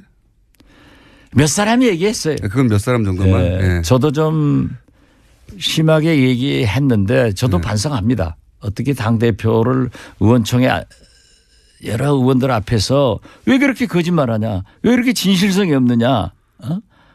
신뢰성이 가지면 지도자가 아니다라고 공격을 한 것을. 거짓말했다는 건 뭘 의미하는 겁니까? 안철수 대표가 저희들을 만나서 저만 아니에요. 정동영, 조배숙, 천정배 다 만나고 저하고 전화하면은 통합하지 않겠습니다. 이렇게 얘기를 해놓고 또 한 거예요. 그런데 그 전날 점심을 박주선, 김동철, 주승용, 박지원, 송기석 비서실장 배석 거기에서도 갑론을박하다가 통합 연합 소리를 하지 않고 연대에 대해서는 한번 해보겠다 하는 식으로 얘기해서 그것도 하지 마라. 연합이나 연대라고 하는 것은 정치를 하다 보면은 자동적으로 되는 거다.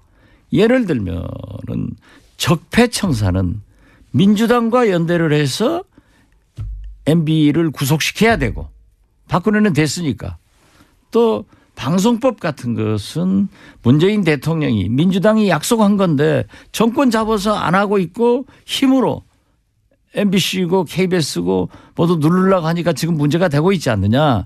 그래서 제가 맨 처음에 주장했던 대로 190석의 의석을 개혁 벨트로 구성해 가지고 법과 제도에 의한 개혁을 했으면 성공했을 건데 저는 그런 의미에서 적폐청산도 피로증 오니까 적을 국소화해서 몸통만 잡아넣어라 했는데 김관진 장관 열흘 만에 석방돼 버리니까 보수층에서는 이제 그걸 가지고 오늘부터 공격할 거예요. 또 이 특수활동비만 하더라도 그렇게 막 벌려나가니까 자유한국당에서 검찰에서 특수활동비도 법무부 장관에게 상납했다. 갖다 썼다 하는데 그건 좀 성격이 달라요. 제가 법사위원이니까 잘 아는데 그런데 그러한 것으로 구실을 잡으니까 막 증폭이 되잖아요. 뭐가 거짓말이라는지 제가 여쭤서 여기까지 얘기가 왔는데 어떤 거짓말을 했다는 겁니까? 거짓말하지 말라고 하셨잖아요. 안철수 대표한테.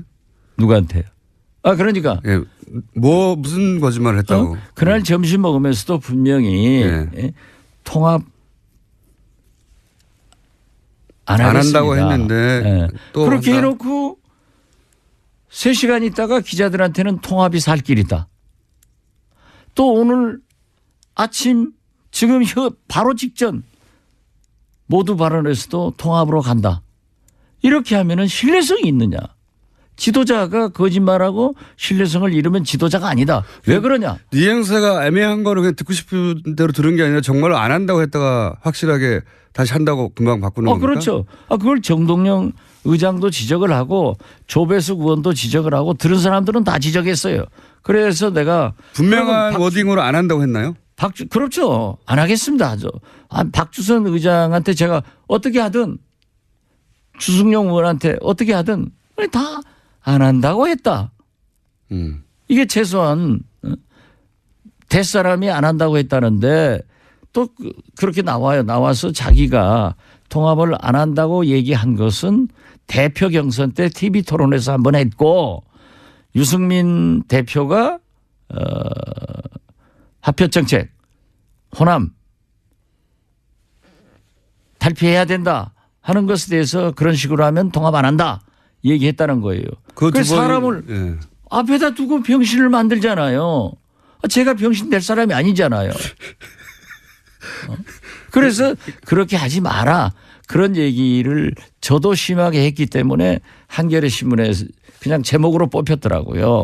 요는 박지원이가 따지니까 이 안철수 얼굴이 불그랗게 해가지고 안절부절했다 하는데 분명히 사석에서는 안 한다고 했는데 말을 바꾼다 이런 말씀인 겁니까? 그렇죠. 그러니까 안 한다겠다 하고 안 한다겠다 하고 이게 도대체 뭐냐. 그런데 몇 의원들이 물론 안철수 당신이 그대로 나가야 된다. 잘하고 있다. 끝까지 해라. 하고 지지 발언을 하는 김중노 의원 같은 분도 있었어요. 네. 그런 분도 있겠죠. 그분의 소신이에요. 네. 나는 그분이 나쁘다고 절대 안 해요. 네. 그렇지만은 어떤 분들은 나와서 우리 당이 잘못되고 있는 것은 안철수 리더십 때문에 그런다. 당신이 나가야 된다. 당신만 당대표를 나가면은 우리 당은 다 잘 되게 돼 있다. 당대표를 그만두면. 그렇죠. 이런 얘기입니까? 그런 얘기를 하고 지금 그 통합의 전제가 이런 게 있어요. 한국당과 죄송합니다. 바른당과. 자꾸 한국당하고 한다고 하니까 자꾸 입이 붙어요. 그걸 의심이 그쪽으로 음모가 되고 있어요. 결국은 바른정당과 대표님 의심하시는 건 한국당하고도 나중에 할 거다. 그렇죠. 보수대 통합을 요구하고 말하고 있으니까 바른정당과 우리 국민의당이 통합을 하면은 지지도가 20%. 배로 돼서 20%가 돼서 2등 당이 된다. 그래서 우리 최경환 의원 같은 사람이 나와서 그런 얘기를 해요. 어떻게 그게 되느냐. 저는 구상유치하다. 그래서 제가 그 표현을 쓴 거예요. 우리 국민의당 바른정당이 통합해서 20%가 나오려면은 최소한 우리 지지 기반인 호남에서 40 내지 50%가 나와야 된다. 통합했다고 해서 대구에서 영남에서 다른 지역에서 20%가 나오겠느냐. 갑자기. 네, 그렇기 때문에 이것은 생각할 수 없는 거다. 정치는 수학이 아니에요. 과학이 아니에요. 의사가 수술하는 게 아니에요. 그래서 그런 것을 지적하고 우리가 그러한 잘못을 지적하는 것은 좋아요. 저 같은 사람이 지적하는 건 좋은데 김어준 총수는 입만 벌리면 안철수 나쁘다 국민의당 깨야 된다 하면은 불공정 방송이죠. 저는 깨야 된다고 한 적이 없고요. 상황만 전달하고 있는 그런데 지금도 상황이 나빠요. 지금도 표정이 굉장히 좋아요. 내가 그렇게 얘기하니까. 그런데 안철수 대표는 여기서 후퇴할 생각이 없어 보입니다. 제가 볼 때도 절대 없어요. 그럼 어떻게 됩니까 그래서 당은? 저는 그때 딱 나오면서 SNS다. 안철수 대표는 계속 통합의 길로 간다. 내 예감이 틀리기를 바란다. 일기예보처럼. 왜 일기예보를 붙였냐면 일기예보는 맞는 게 더 많거든요. 틀리는 게 더 많으니까. 그런데 내 예감이 딱 맞았더라고요. 아무래도 저는 점쟁이해야 될 것 같아요. 아니 근데 그렇게 안철수 대표가 계속 통합의 길로 가면 그러면 국민의당은 이제 앞으로 어떻게 되는 겁니까? 어떤 모양이 그려질 수 있습니까? 그 통합의 길이 옳지 않기 때문에 평화개혁연대에서 서명을 박차를 가하기로 했고 그래서 많은 사람이 또 서명했어요. 국민들에게 기자회견을 해서 밝히고 네. 원외 지역위원장들이 오늘 3시에 또 비공개 토론을 하지만은 원외 위원장들이 참여한다는 것을 우리가 말렸거든요. 네. 말렸는데 확대해 나가겠습니다. 그러면 결국은 지금 박지원 대표님과 천정배 의원과 정동영 의원이 주축이 된 거기도 예. 박지원, 천정배, 정동영은 전면에 서지 않을 겁니다. 어쨌든 그리고 우리 내부에서는 상당히 합리적인 분을 대표자로 결정을 합의를 해놨습니다. 그러면 그런 대표 그러니까 하나의 세력 한 20여 분 정도의 하나의 세력이 만들어지고 저쪽에서는 통합을 계속 한다고 하면 이 당이 어떻게 됩니까? 이분들은 그러면 또 분당시키려고 분당 그 답변 받아내려고 하는데 궁금하잖아요. 어떻게 되는 겁니까? 우리가 예. 평화개혁연대를 구성해서 서명을 받고 예. 원외 지역위원장들에게도 확대를 시키고 또 박지원, 정동영, 천정배는 대표자가 안 된다고 하는 것은 우리가 나서서 하면 안 좋아요. 권력 투쟁으로 비친단 말이에요. 네, 그건 알겠고요. 그렇기 예. 때문에 정체성과 가치를 지키는 그래서 안철수 대표가 통합의 길로 못 가게. 근데 말씀하셨다시피 포기하지 않을 거라고 보시잖아요. 그럼 포기하지 않으면 수적으로 어떻게? 이쪽이 누르면 이기죠. 그리고 의원들이 반대하면 못하죠. 지도자라고 하는 게 천하의 김대중도 DJ도 의원총회에서 부결하면 안 했어요. 지금 뭐 근데 그럴 생각이 없는 것 같은데 저는. 인사청문회에서 부적격 판정 나도 임명 강행하는 문재인 대통령만큼 배짱이 없어요. 그렇게 해서는 안 돼요. 그러니까 안철수 대표가 또 그 얘기는 아무 소리 안 하잖아. 아니 뭐 그건 충분히 비판하시니까 제가 아니, 자기도 비판해봐야지. 제가 정부가 아니니까 대변할 이유가 없잖아요. 근데 아무튼 몸빠야. 제가 궁금한 것은 그렇게 쭉 가면 만나지 않을 것 같은데 쭉 가면 그 다음에 어떻게 되느냐 궁금한 거거든요. 많은 사람들이. 쭉 가서 만나요. 다시 만나요. 예. 근데 이게 지금 현재 포기하지 않을 사람인데 어떻게 만납니까? 아니 지금은 포기하지 않을 것 같지만은 포기하게 만들겠다 이건 거예요. 그렇죠. 그래도 포기 안 하면요. 포기해요.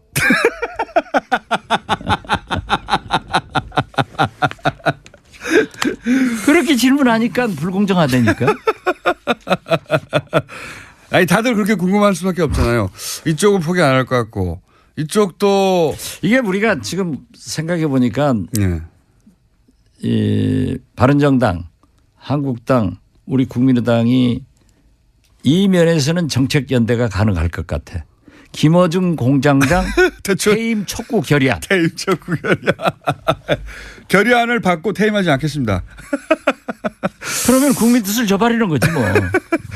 자, 그 다음이 어떻게 되는지 궁금한데 그 다음은 사실 그 다음은 예. 그 다음이 있는 거예요. 그 다음에 이게 오늘 있는 수능 거죠. 시험 보지만은 1년 내 보는 게 아니잖아요. 예. 그 다음은 뭐 합격자 발표도 있고 대학 진학도 있는데 예. 우리도 거기까지 얘기를 하면은 결론을 내놓고 얘기를 하는 것은 미리 말할 수는 없다. 그렇죠. 하지만 시나리오는 한 두세 가지 정도 있을 수 있다. 뭐 두세 가지보다 더 많을 수도 있고. 예. 그 중에서 유력한 시나리오도 있고 그런 거죠. 예.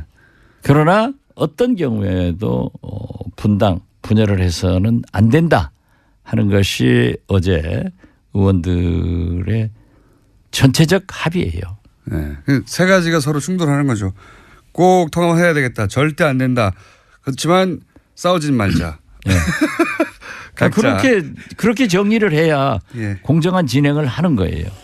예. 오늘 처음으로 하네. 서로 사마띠 아니하는 양립할 수 없는 주장이긴 한데 오늘 여기까지 하고요. 예. 결국은 어떻게 될 건지를 가장 미리 먼저 구체적으로 말씀하실 분은 제가 보기엔 대표님이니까 그거는 그런 그림이 그려지면 직접 이 방송에서 그렇게 얘기할게요. 뭐 방송 끝마치면서 예. 오늘 제발 포항에서 지진 여진 안 나오기 바라고 우리 수능생들이 마음 푹 놓고 시험 잘 보기 바랍니다. 하기야 뭐 수능시험 엉망인 김어준 공장장도 이렇게 잘 사는 걸 보면은 성적이 전부는 아니다. 그렇잖아요. 지금까지 국민의당 박지원 전 대표였습니다. 감사합니다. 감사합니다. 김전혜 박사님 나오셨습니다. 네, 안녕하십니까. 안녕하세요. 자, 오늘은 12분. 예. 왜 시간을 재고 그래? 초조하게. 주어진 시간을 확인하고 다른 시간 왜냐면 우리가 한 번도 주제를 시간 내에 끝내본 적이 없기 때문에. 아니, 괜찮아요. 여운을 남기시면 아마 다들 공부하실 거예요. 네. 지난주에 이제 쭉 이어진 이제 권력자와 건축 얘기하다가 네. 트럼프까지 왔어요. 트럼프까지 왔는데 트럼프 얘기하려니까 역시 지진이 터지더구만요.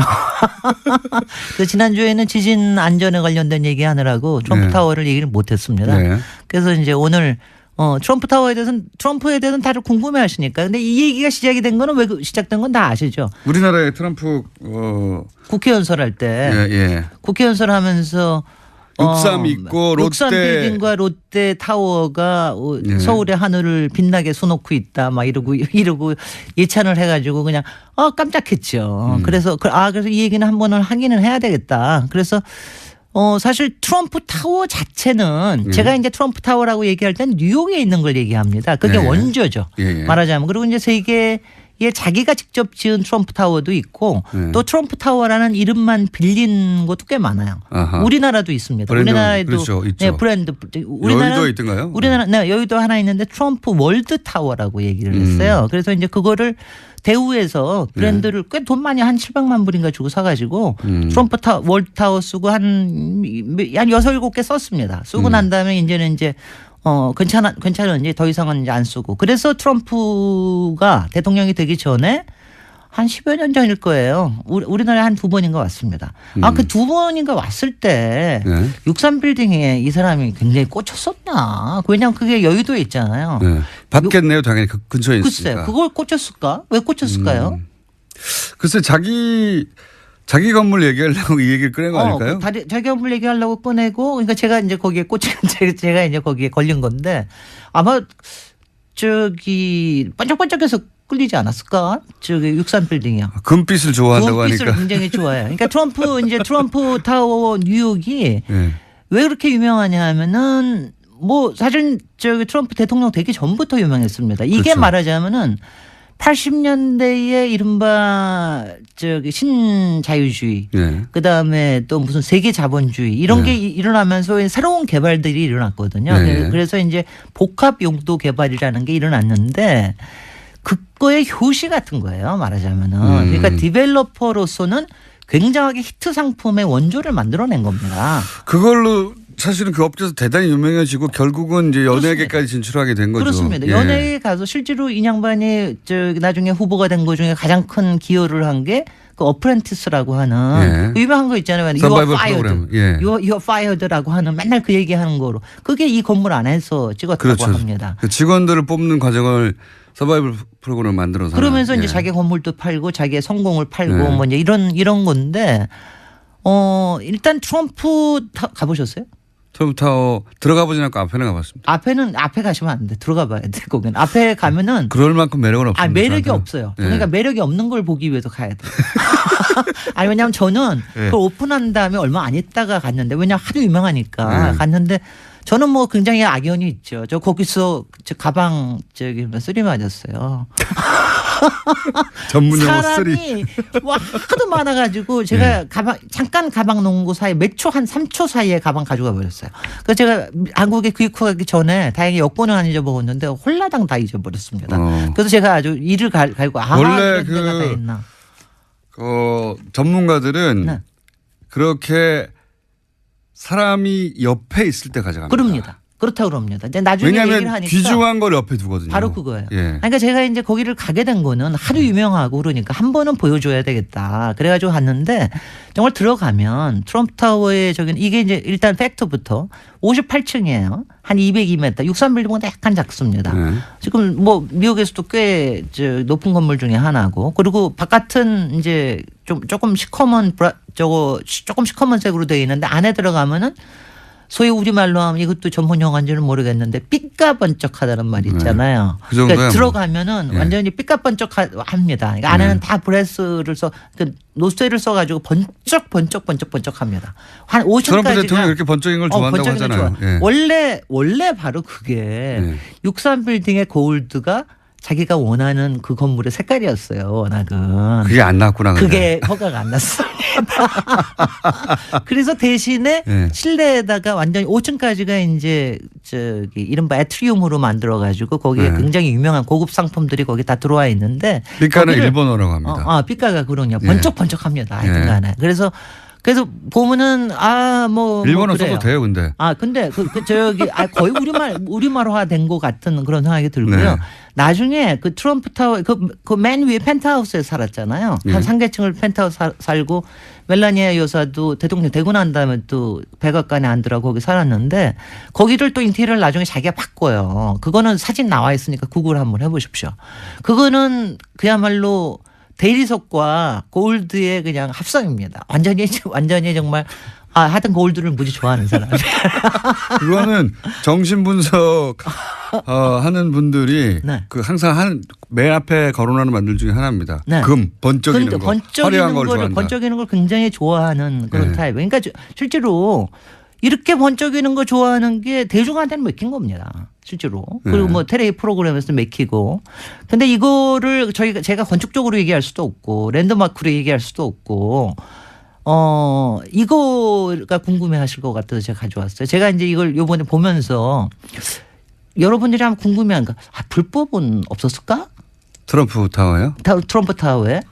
없었을까? 이런 거 궁금하지 않으세요? 아니. 글쎄 뭐 있었을 것 같아요. 저는 그냥. 아니 근데요. 놀랍게도 없습니다. 그래요? 놀랍게도 불법이라고 하는 게 개발에 관련된 불법이 없다는 게 그래서 제가 그게 세금과 관련해서는 미국과 우리의 차이, 그의 차이 또 이제 트럼프와 이명박의 차이라고 제가 생각을 좀 하긴 하는데 그러니까 일단은 본인 이름을 다 걸었어요. 모든 거에. 자기가 개발을 할 때도 땅을 살 때도 트럼프와 트럼프 오거니제이션이라는 거 하고 이름을 다 걸어가지고 다 했고 뭐 수는 당연히 걸립니다. 이런 거 하다 보면 여러 가지 수도 걸리고 저걸 하는데 일단 개발에 관련된 비리는 없었습니다. 오히려 뉴욕시에서 인센티브라는 게 이제 거기 아트리움이라고 5층 당시는 그런 게 없었거든요. 5층까지 하는 동안에 그거를 믹스드 유스로 하면서 그걸 일반한테 공개를 하는 대신에 10층을 더 올리게 해줘요.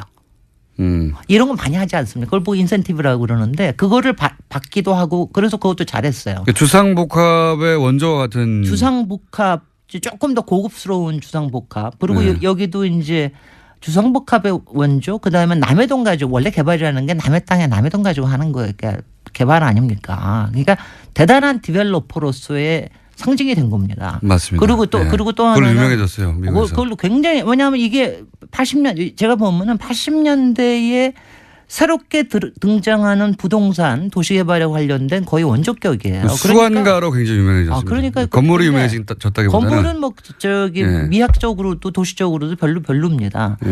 근데 이제 불법은 없었을까 하고 찾아보니까 그런 불법은 없는데 그렇다고 그러니까 불법이 아니라 범법은 좀 있었을 것 같지 않으세요? 불법하고 범법은 좀 다른 거니까.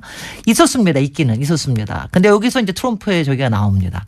하나가 뭐냐면 원래 여기에 옛날 건물 한 10층짜리 아파트 백화점 건물이 있었어요. 근데 백화점이 이른바 아르데코라고 굉장히 유명한 옛날 좀 문화유산적인 가치가 있는 거였어요. 양식적인 가치가 있었다. 거기가 이제 거기에 바다 밑에 1층부에 옛날에 왜 부조라고 그래가지고 굉장히 왜 그림 이쁘게 그려놓고 그런 거 있잖아요. 그게 너무 아름다워서 그거를 뉴욕의 현대미술관, 뉴욕 현대미술관하고 계약을 했어요. 그걸 팔기로. 그것도 한 20만 불인가 해도 꽤 팔기로 해서 그래서 서로 좋기로 한 거 아니에요. 네. 아 그러면 참 좋은데. 건물은 부시되 이거는 부시기엔 아깝다. 이거는 잘라서 자기네들이 가서 보관하겠다. 예술적 가치가 있다고 해서. 그 돈까지 지불했다고 하는데. 그런데 그냥 파괴해 버렸어요. 그거를 알고도 그거를 왜냐하면 그거 하다 보면은 일단은 생각보다 예산이 훨씬 더 많이 든다는 이유. 그걸 잘라내는데. 그다음에 그거 하다 보면은 기한이 늦어진다는 이유. 그래가지고 그냥 그걸 파괴해 버렸어요. 알면서도. 네. 그래가지고 뭐 현대미술관에서 트럼프적이네요. 정말 트럼프 같지 않아요. 그냥 이 사람 부셔버리는 사람입니다. 따져가지고 이익이 이쪽에서 높으면 이쪽의 손해나 이쪽의 상실 이런 거 관심이 없는 거죠. 그리고 또 하나 얘기가 뭐냐면은 여기가 왜 애트리움 자체가 일반 대중들이 이용하는 대신에 10층을 더 올리게 해줬잖아요. 근데 그걸 하면은 굉장히 미국에서는 그게 레귤레이션이 아주 많습니다. 그런데 이거를 사적인 용도로 계속해서 자기네들을 이용하고 그랬다고 그래서 뉴욕시에서 몇 번 또 고발이 당했습니다. 그건 공공을 위한 시설이라고 공공을 했는데. 위한 시설을 사적으로 이용한다. 이것도 참 트럼프답죠. 그죠? 트럼프는 모든 게 사적이에요. 백악관 자체가 사적으로 구성되어 있지 않습니까? 아니, 그러니까 완전히 프라이빗 엔터프라이즈라고 생각을 하는 게 왜냐하면 보고 있으면은 그 삐까뻔쩍한 사이에 트럼프 자신의 그 사무실 같은 경우는 그냥 거기서 보면은 그 센트럴 파크가 다 내려다 보이거든요. 그 센트럴 파크 위치가 좋잖아요. 완전히 그러니까 이게 5번가의 끝에 센트럴 파크 만나는 데거든요. 그러니까 이 센트럴 파크를 위에서 보고 있으면은 자기가 제왕이 됐다는 그런 느낌이 적잖이 듭니다. 근데 그런 것 같아요. 근데 이게 이제 별로 그렇게 부동산적으로 성공했고 굉장히 잘 팔렸고 장사도 잘 됐고 최근에 와서 꽤 저기를 하다가 이제 트럼프가 대통령이 되면서 갑자기 굉장히 좀 조금 또 붐업이 됐는데 상징적 업무로 됐고 정치적으로도 제일 웃기는 여기서 지금도 선거 사무실도 썼고 저는 근데 그런 건 참 좋아 보이더라고요. 자기 선거 사무실도 썼고 영포 빌딩 선거 사무실 썼다는 얘기는 제가 못 들었으니까 이거 하고 그다음에 지금 또 재선 사무실도 여전히 거기서 굴리고 있습니다. 재선을 꿈꾸고 있다는 게 참 신기한 일이죠. 그렇죠. 힐러리 보고 다시 나오래잖아요. 글쎄. 힐러리는 이길 수 있다고 생각합니다. 참. 그래서 이런 인물이 그러니까 왜냐하면 디벨롭이라고 하는 게 제가 아까 남의 땅에 남의 돈으로 그야말로 꿈을 파는 거 아닙니까? 여러 가지 판타지를 파는 건데 그런 분이 대통령이 됐다는 거에 대해서는 참 미국다워요. 미국적이다. 그리고 트럼프 건물은 또 트럼프적이고 굉장히 그리고 최근에 트럼프가 구성한 그러니까 가족 외에 가장 가까운 뭐 국가안보보좌관이나 여러 보좌관들 틸러슨 국무장관이나 이런 사람들이 사석에서 대통령을 어떻게 부르느냐 이런 보도가 꽤 있어요. 뭐 있더라고요. 제 입으로는 안 하겠습니다. 저는 대통령을 절대로 그렇게 안 부를 거니까. 영어로 하시죠. 영어로. 모론 또는 이디엇 뭐 이런 거. 그런 표현. 그러니까 가장 언론에 많이 등장하는 부처 장관이나 보좌관들이에요. 이런 사람들이. 글쎄요. 그런 사람들이 트럼프를 그렇게 부르고 있다. 사석에서. 실제로는. 그 틸러슨 국무장관은 조금 심한 것 같다는 생각은 좀 들어요. 여기까지 하겠습니다. 김진애 박사님이었습니다. 네, 안녕.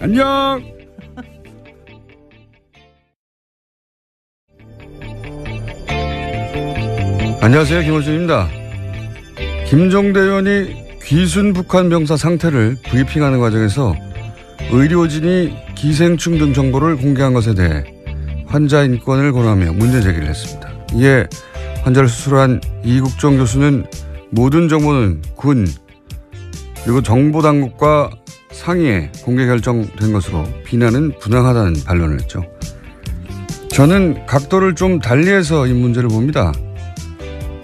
과거 서구 제국주의가 동양에 대한 우월성을 확인하고 동양에 대한 지배를 정당화하기 위해서 동양을 비위생, 전근대, 야만의 이미지로 형상화했었죠.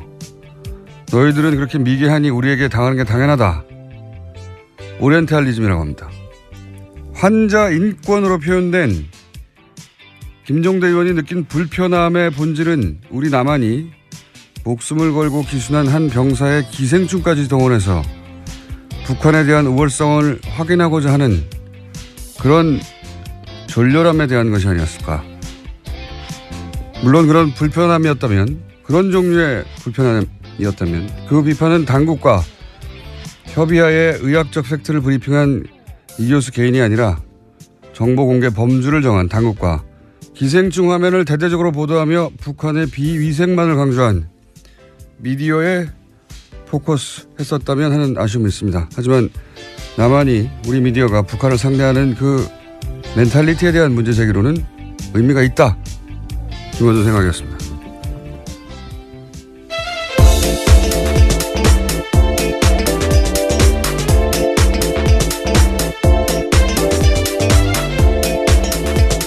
시사인의 김은지입니다. 네. 이게 이렇게까지 큰 논란이 될 줄은. 네, 계속해서 실시간 검색 순위에 네. 있던데요. 여기 잠깐만 하자면, 왜냐하면 굉장히 예리하기 때문에 제가. 시간이 별로 없다고 하셨던 것 같은데요. 네, 이거 하다 끝내면 되죠. 네, 잠깐요. 네.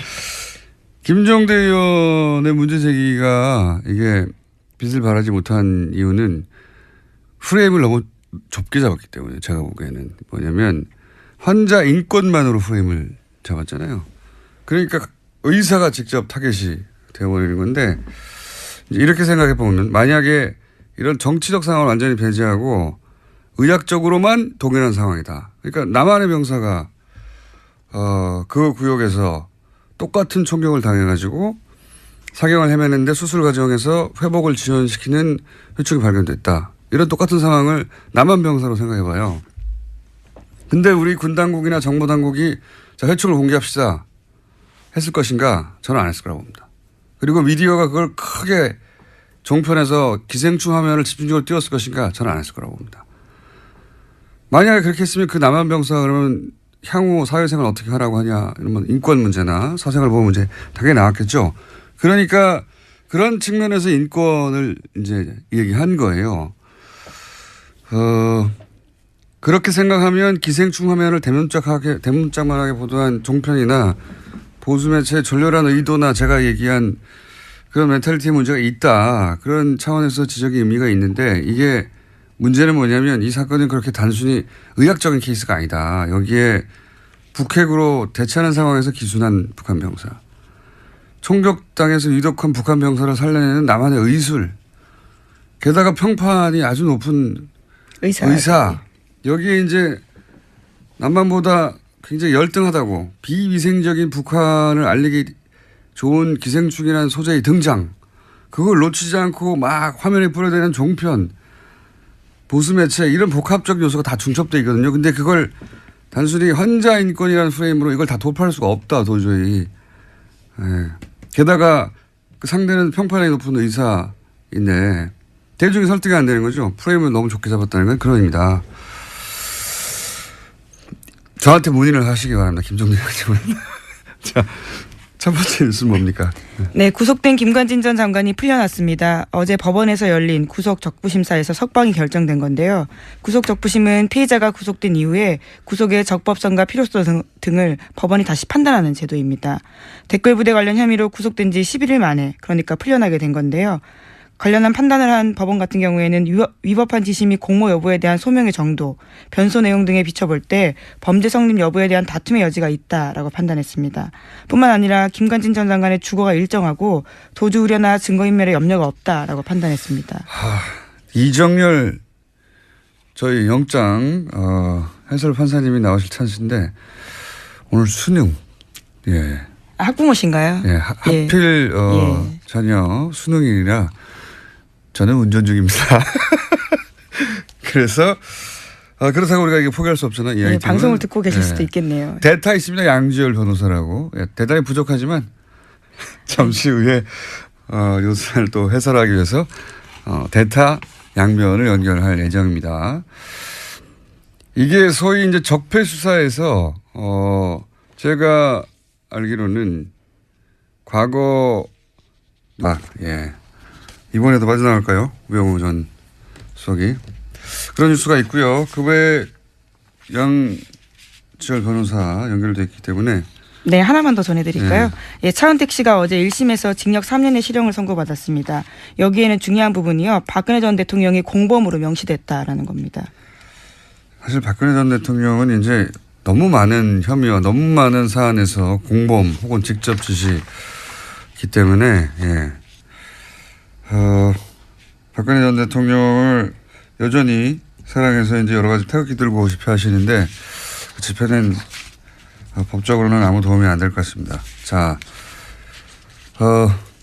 지금 김관진 전 장관이 구속 적부심을 통해서 석방된 사안 가지고 이정열 판사님의 개인적 사정으로 연결이 안 돼서 아침에 연락했더니 대타 양지열 변호사님 연결됐습니다. 안녕하십니까? 또 그 사이 전화 끊어졌어요? 예. 기다리다가 삐졌나 봐요. 전화 연결됐다는 소리 듣고 제가 들어왔는데 다시 연결됐습니까? 예, 큰 도움이 안 되네요. 지금 30초를 까먹었어요. 변호사님? 예, 여보세요? 네. 대타가 이렇게 뭘 까먹어요? 시간을. 자, 빨리 얘기합시다. 예. 이게 굉장히 이상한 사건입니다. 예. 그죠? 정말 황당했습니다. 예. 밤에 저도 보고. 예. 원래 구속적부심이라고 하는 게 변호사들이 요즘에는 청구 자체를 잘 안 하거든요. 그러니까요. 예, 왜냐하면 이게 판사들이 싫어해요. 그러니까 구속적부심은 재판에 넘기기 전에 그 전 단계에서 그 전에 영장실질 심사를 했던 판사가 영장을 내준 게 잘 됐느냐 못 됐느냐를 보는 거고 판사끼리도 서로 싫어하게 되죠. 그렇죠. 당연히. 그러니까 판사가 싫어한다는 얘기는 뭐냐면 이걸 또 하부비에서 보거든요. 그러니까 일종의 항소심으로 보는 겁니다. 네네. 그러니까 이게 판사 입장에서는 아니 이 일을 전문적으로 하는 판사가 있는데 그거를 구속된 지 얼마 지나지도 않아서 기소를 하기도 전인데 갑자기 이게 잘못됐다라고 주장을 하면 당연히 판사들이 싫어할 수밖에 없고 그래서 실제로 실무에서는 중간에 폭력 사건 같은 경우 이런 합의를 받다거나 새로운 상황이 발생할 경우 몸이 많이 아프거나 부모님이 돌아가셨거나 이랬을 때만 신청하는 거고요. 저도 그렇게 알고 있는데 서울중앙지방법원 같은 경우 제가 찾아보니까 작년에 한 170건 정도 신청을 해서 30건이 조금 넘게 나왔어요. 인용이 됐어요. 그러니까 실제 인용률만 놓고 보면 20%인데 문제는 작년에 서울중앙지방법원에서 처리한 1심 사건이 한 5천 건이 넘어요. 그러니까 전체 사건 대비로 봤었을 때 이렇게까지 나오는 거는 5천 건 중에 33건이니까 몇 퍼센트입니까? 정말 계산을 미리 하셨어야죠. 예. 계산을 제가 산수는 약해요. 근데 1%도 안 된다. 그거의 문제는 대부분 그 비율이 말씀드린 것처럼 합의를 받거나 이런 사정 변경이 있었을 때지 아무 사정 변경이 없었고 김관진 전 장관이 갑자기 부모님이 돌아가셨을 때는 없잖아요. 그 연세. 이게 말하자면 법리 10일 만에 법리 판단을 새로 했다는 거거든요. 아무것도 없는 거, 아무 변경 사항도 없는데. 그렇죠. 갑자기 도주율이나 증거인멸 우려가 없다라고 갑자기 법원이 본 거예요. 이게 보통 이럴 경우 변호사가 그거 해봐야 소용 없습니다. 라고 하거나. 실제로 소용없다고 하는 정도가 아니라 그러니까 양형사유에서 나중에 법원에 이른바 괘씸죄에 걸릴 수 있으니까 하지 말라고 합니다. 게다가 알려요. 그래서 이 적폐 관련 수사 작년부터 시작해서 저 김경수 교수가 질병 이를 이유로 그렇죠. 한번 청구한 이후로는 처음이에요. 처음. 고영태 씨는 체포적부심사를 청구를 했다가 기각됐어요. 그건 다른 이야기고 구속적부심. 하여튼 구속적부심에 체포 구속적부심을 넓게 크게 하나 더 보니까 그 두 건밖에 없는데 기각됐고 또 이 사건은 그러니까 그때는 암이었을 때도 기각됐거든요. 그렇죠. 기억하시겠지만 갑자기 이렇게 다 지우고 모자 쓰고 나타났잖아요. 또 없애고 이런 상황에서. 그러니까 정말로 애초에 날 구속시키면 안 된다라는 걸 강력하게 보여줬는데도 구속시켰고 이후에 또 진단서까지 첨부를 해서 정말 심각한 상태라고 했는데 결국에 안 풀어졌거든요. 그러니까 구속이라고 하는 것 자체가 2008년 이후에 급속도로 줄어들었어요. 그러니까 구속이 줄어드니까 구속에 대해서 적부심사 청구하는 일은 정말로 줄어든 거죠. 인용도 잘 안 되고. 적폐 수사 관련해서는 아무도 신청을 안 했다니까요. 질병위에. 아니 안 할 수밖에 없는 게 밑에 지금 김관진 전 장관 같은 경우에는 그때 국방부 장관 했을 때 부하직원은 실형까지 받았거든요. 벌써. 그거를 그리고 내가 지휘를 했노라는 걸 본인이 인정을 한 상황인데. 대통령이 그래서 그래서 그 위에 지금 얘기한 것처럼 이명박 전 대통령이 지시를 받고 있다는 얘기까지 했기 때문에 그러면 상식적으로 이명박 전 대통령 수사와도 직결되는 문제인데 그거를 갑자기 아무 특별한 사정 변경도 없이 구속 사유가 없어졌다고 보는 거는 정말 이해하기 어렵죠. 저는 지금까지 쭉 이야기한 대로 청구 자체가 이상하고 그래서 야 이거 이미 신청할 때 인용될 줄 알았나? 이렇게 생각이 들 만큼 이상한 일이다. 저는 바보 됐어요. 어제 그럴 일이 없다고. 기자분들이 여러 번 전화를 했었는데 절대 그럴 일 없다고. 그러니까요. 왜 하는지 모르겠다고. 네. 저도 그렇게 알고 있었는데 더 깊이는 양 변호사님께서 대답할 수준이 안 되기 때문에. 아니 새벽에 지금 전화 걸어서 뭐 하는 짓입니까 이게. 판사를 안 해보셨기 때문에 기본적인 사항은 충분히 저희가 이해했습니다. 저도 그렇게 생각하고요. 예. 네. 알겠습니다. 예, 대타 고생하셨고요. 스튜디오에서 꼭 뵙겠습니다. 감사합니다. 네, 고맙습니다. 자, 오늘은 위가 많습니다. 빠르 이어가지고 또 짧게 그것마저 알려주면 리얼미터 권순정 조사 분석실장 나오셨습니다. 안녕하십니까. 네. 네. 빨리빨리 가죠. 네네. 숫자 딱딱딱. 네, 대통령 지지율이 다시 올랐습니다. 1.5%포인트 오른 73.1%고요. 부정평가는 22.3%입니다. 60대 이상 TK 보수층에서 상당히 많이 올랐어요. 60대 이상 TK 같은 경우는 50%대였는데 60%대 올랐고요. 그 보수층 같은 경우는 이제 북핵 이후에 상당히 많이 빠지면서 부정평가하고 긍정평가가 많이 떨어졌는데 지금 초박빙으로 좁혀졌습니다. 그래서 전반적으로 봤을 때 지난 한 주 지나면서 구여권 지지층이 재결집 조짐을 보이고 있다. 그렇게 봐야 될 것 같습니다. 일간으로 봐도 71.5, 73.3, 72.8 이렇게 월화수 이렇게 변했습니다. 저는 이제 최근 6개월, 7개월간의 문재인 대통령 지지율을 보면서 다들 이제 6개월 정도 지나면 꺾이게 될 것이고 또 뭐 여러 가지 사안들 나오면 주저앉게 될 것이고 이때까지 이제 대통령들의 지지율이라는 게 그랬으니까요. 다른 나라도 그렇고 보통. 근데 이렇게 계속 회복해가는 걸 보면은 지지율이 과연 떨어지겠는가 60% 이하로. 그런 생각이 들 정도로 굉장히 고탄력입니다. 사실상 모든 정부에서 이렇게 하방 경직성, 상승 경직성이 있으면 계속 떨어지기 마련이거든요. 그 라인을 봐도 이전 정부에도 계속 그래 왔습니다. 아니면 전 세계적으로 그렇잖아요. 그렇죠. 예. 지나면 지날수록 사실 피로감도 생기고. 네네. 근데 이제 문재인 대통령의 특징은 북핵이나 이런 거 하면서 훅 한번 떨어지죠. 네네. 60%대로. 네, 그렇습니다. 그리고 다시 똑같이 올라와요.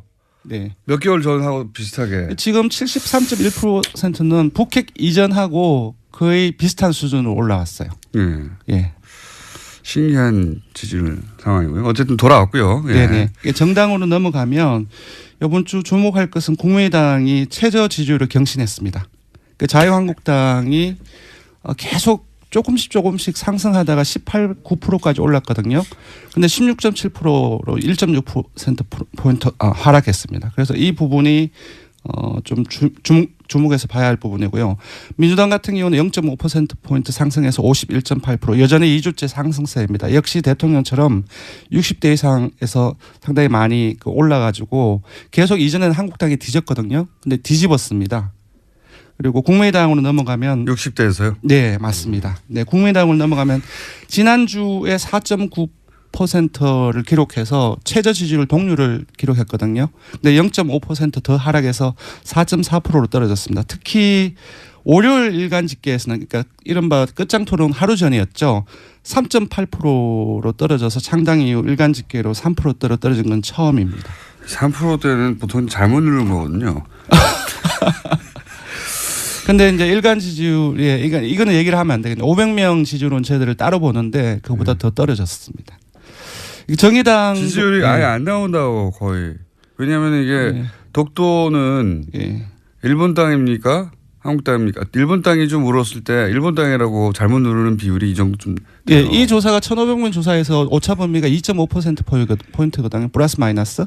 이제 지금 이걸 보면은 오차 범위 아닌 거죠. 그러니까 무작위 잘못 변동이라고 볼 수도 예. 있는데 그렇지는 않겠죠. 네. 국민당 조사 정확합니다. 심각하게 받아들여야 되는 상황이다. 예, 정의당은 오늘 정의당 얘기를 좀 해야 될 것 같은데 19대 대선 이후에 가장 높은 7%포인트에 근접했습니다. 3위로 뛰어올랐고요. 한 주 동안 1.9%포인트 상승해서 6.9%를 기록했습니다.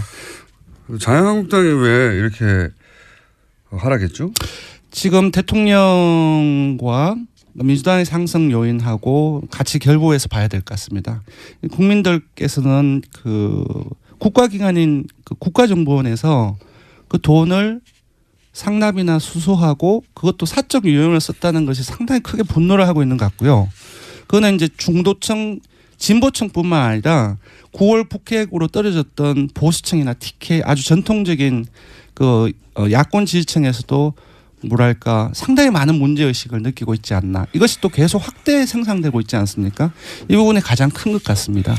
자유한국당에서는 이제 11명이 새로 합류한 것에 대해서 굉장히 의무부여를 많이 했는데 그 효과가 생각보다 크진 않고 바른정당이 빠져나간 것도 바른정당이 미치는 타격 정도가 생각보다 크지 않고 그러네요. 네, 바른정당은 지금 빼먹었는데 0.1%포인트 하락해서 5.6% 횡보했습니다. 근데 여기서 자세히 봐야 될 것은 TK에서 19대 대선 이후에 한국당에 거의 3분의 1 또는 4분의 1 수준까지 밀렸거든요. 처음으로 TK에서 절반 이상으로 한국당 지지율 절반 이상으로 넘어섰습니다. 오히려 TK에서 바른정당의 지지율이 올라가고 있다. 맞습니다. 네. 언더독 효과인 것 같기도 불쌍하잖아요. 네. 뭐 정치라는 게 이렇게 복잡합니다. 그러니까 지금 TK에서 많이 빠졌는데 빠지는 과정 속에서 민주당으로 가고 그 과정에서 바른정당 쪽으로도 일부 가지 않았나 알겠습니다. 싶습니다. 자, 이번에 간단하게 그것만 알려주마 항목을 정한 것은 포항 지진 직후에 수능을 연기했는데 그때 말들이 많았죠. 예, 일부 논란이 잘했냐 있었습니다. 못했냐 한번 짚어봤습니다. 압도적이었습니다. 잘했다는 응답이 83.6%였고요. 잘못했다는 응답은 12.8%에 불과했습니다. 자유한국당 지지층은 오차범위 안이긴 하지만 그래도 자유한국당 지지층에서도 잘했다는 응답이 우세했거든요. 자유한국당 지지층을 포함하면 모든 지역 연령 정당 지지층 이념 성향에서 잘했다는 인식이 압도적으로 높거나 대다수로 나타났습니다. 자유한국당 지지층에서는 48.8% 대 42.4%로 잘했다는 응답이 더 많았습니다. 자유한국당 지지자들은 문재인 대통령이 뭘 해도 미워서 그래요. 네. 밉잖아요. 그런데 이제 80대 이상은 80% 이상, 보수층도 60% 이상이 그 잘했다는 응답을 하고 있습니다. 예. 그렇군요. 60대 이상에서도 81대 13인데 네. 자유한국당 지지자들 입장에서는 네. 거의 비슷하군요. 예. 네, 그렇습니다. 왜냐하면 60대 이상이 조금 더 넓지 않습니까? 자유한국당 지지층에 비해서. 네. 아니 이건 뭐 자연스러운 것 같아요. 네, 원래 그렇습니다. 내가 미워하면 뭘 결정해도 미운 법이니까요. 네. 자, 조사 개요 불러드리겠습니다. 예, 이번 주중 조사는 TBS 의뢰로 이번 주 월요일부터 수요일까지 전국 19세 이상 성인 1,515명을 대상으로 했고요. 유무선 전화면접 자동응답 방식으로 실시했고 표본 오차는 95% 실수 중 플러스 마이너스 2.5%포인트였습니다. 응답률은 5.7%였고요. 현안 조사는 TBS 뉴스공장 의뢰로 어제 하루 동안 실시했습니다. 성인 511명을 대상으로 실시했고 표본 오차는 플러스 마이너스 4.3%포인트였습니다. 네. 김은지 기자가 계속 타이를 못 찾아가지고 앉아 있었어요. 네, 조기 퇴근을 할 줄 알았는데 의외로 타이밍을 놓쳤네요. 시사인의 김은지였습니다. 감사합니다. 그리고 리얼미터의 권순정 조사분석실장이었습니다. 감사합니다. 네, 고맙습니다. 내부자 둘.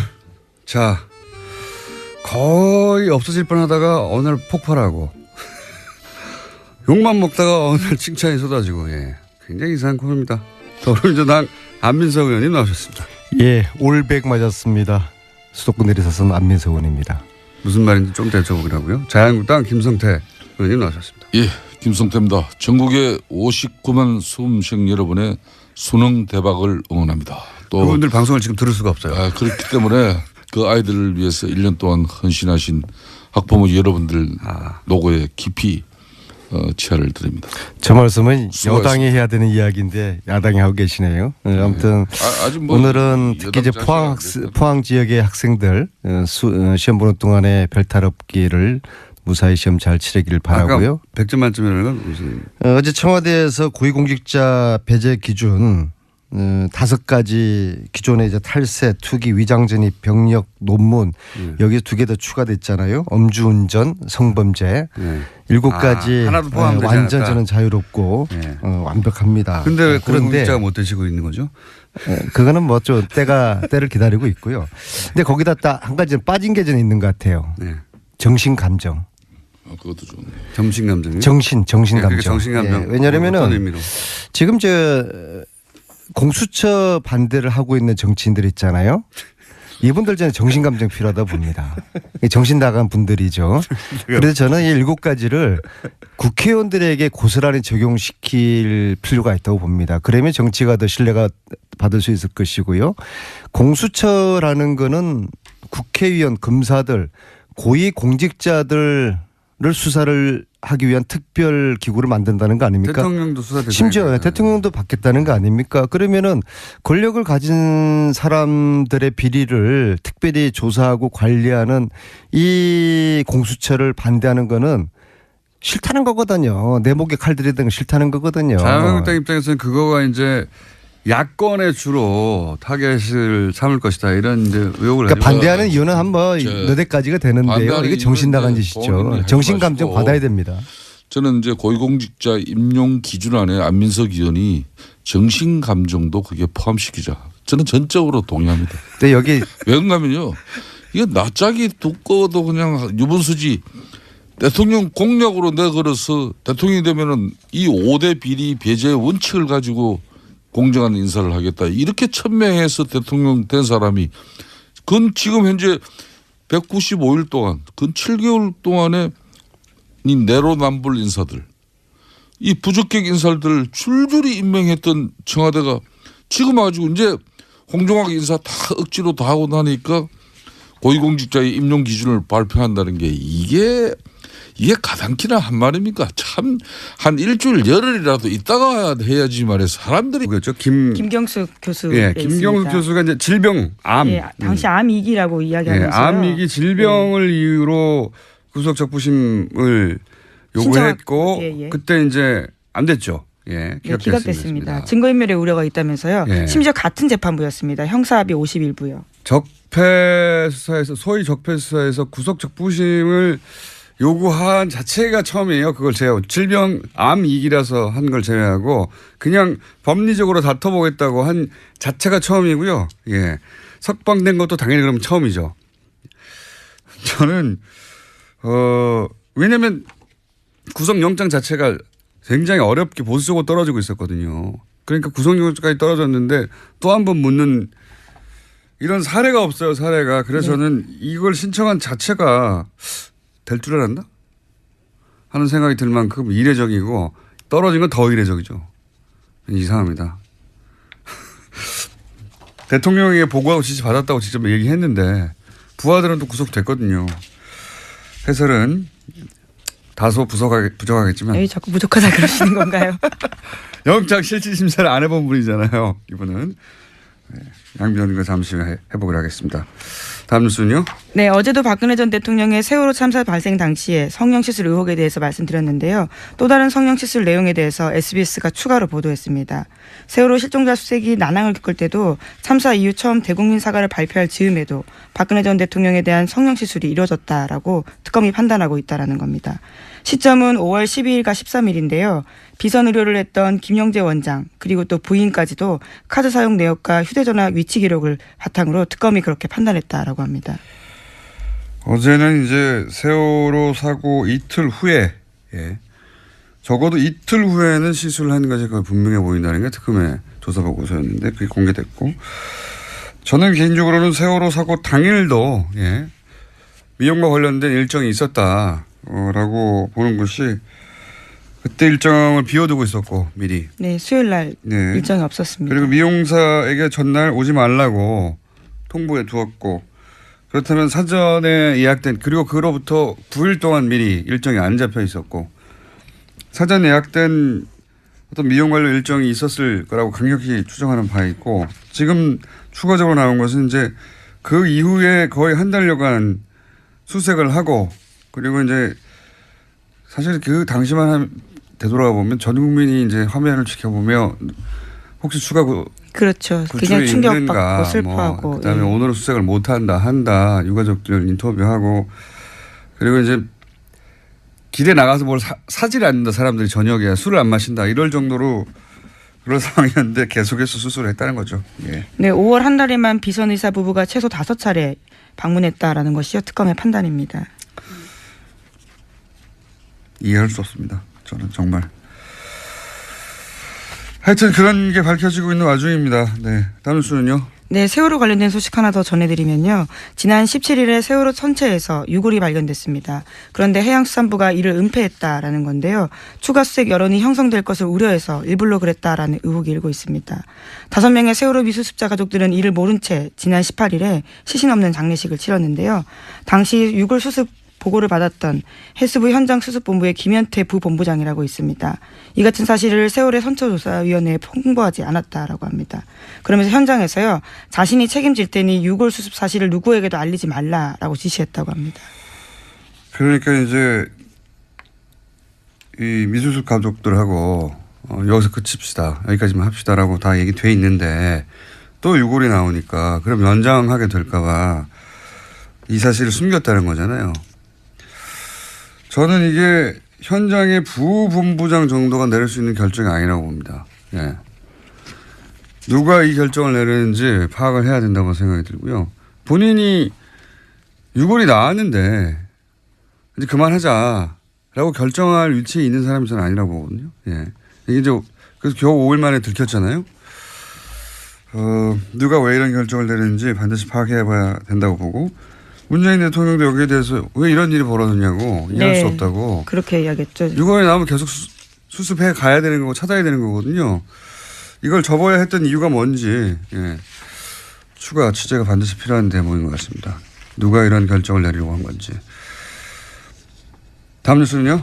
네, 검찰이 추명호 전 국정원 국장이 이명박 정부와 박근혜 정부 때 모두 정치에 관여해서 국정원법을 위반했다라고 판단하고요. 재판에 넘겼습니다. 이와 관련해서 특히 눈에 띄는 게 우병우 전 수석과 관련된 지시인데 추 전 국장이 이석수 전 특별감찰관을 불법 사찰한 것이 우병우 전 수석의 지시로 이뤄졌다라고 결론 내렸다고 합니다. 그러면 이제 우병우 전 수석이 다시 한번 소환되고 다시 한번 구속영장 청구될 개연성이 있네요. 네, 이르면 다음 주 중으로 소환될 가능성이 크다라고 하는데요. 네. 뿐만 아니라 최윤수 전 국정원 2차장 같은 경우에도 혐의 선상에 같이 올랐습니다. 그렇군요. 추명호 소위 이제 최순실 라인 전 국장의 공범으로 적시되고 네, 공소장에 그렇게 쓰여 있다라는 겁니다. 불법 사찰의 지시는 우병우 전 수석으로부터 받았다.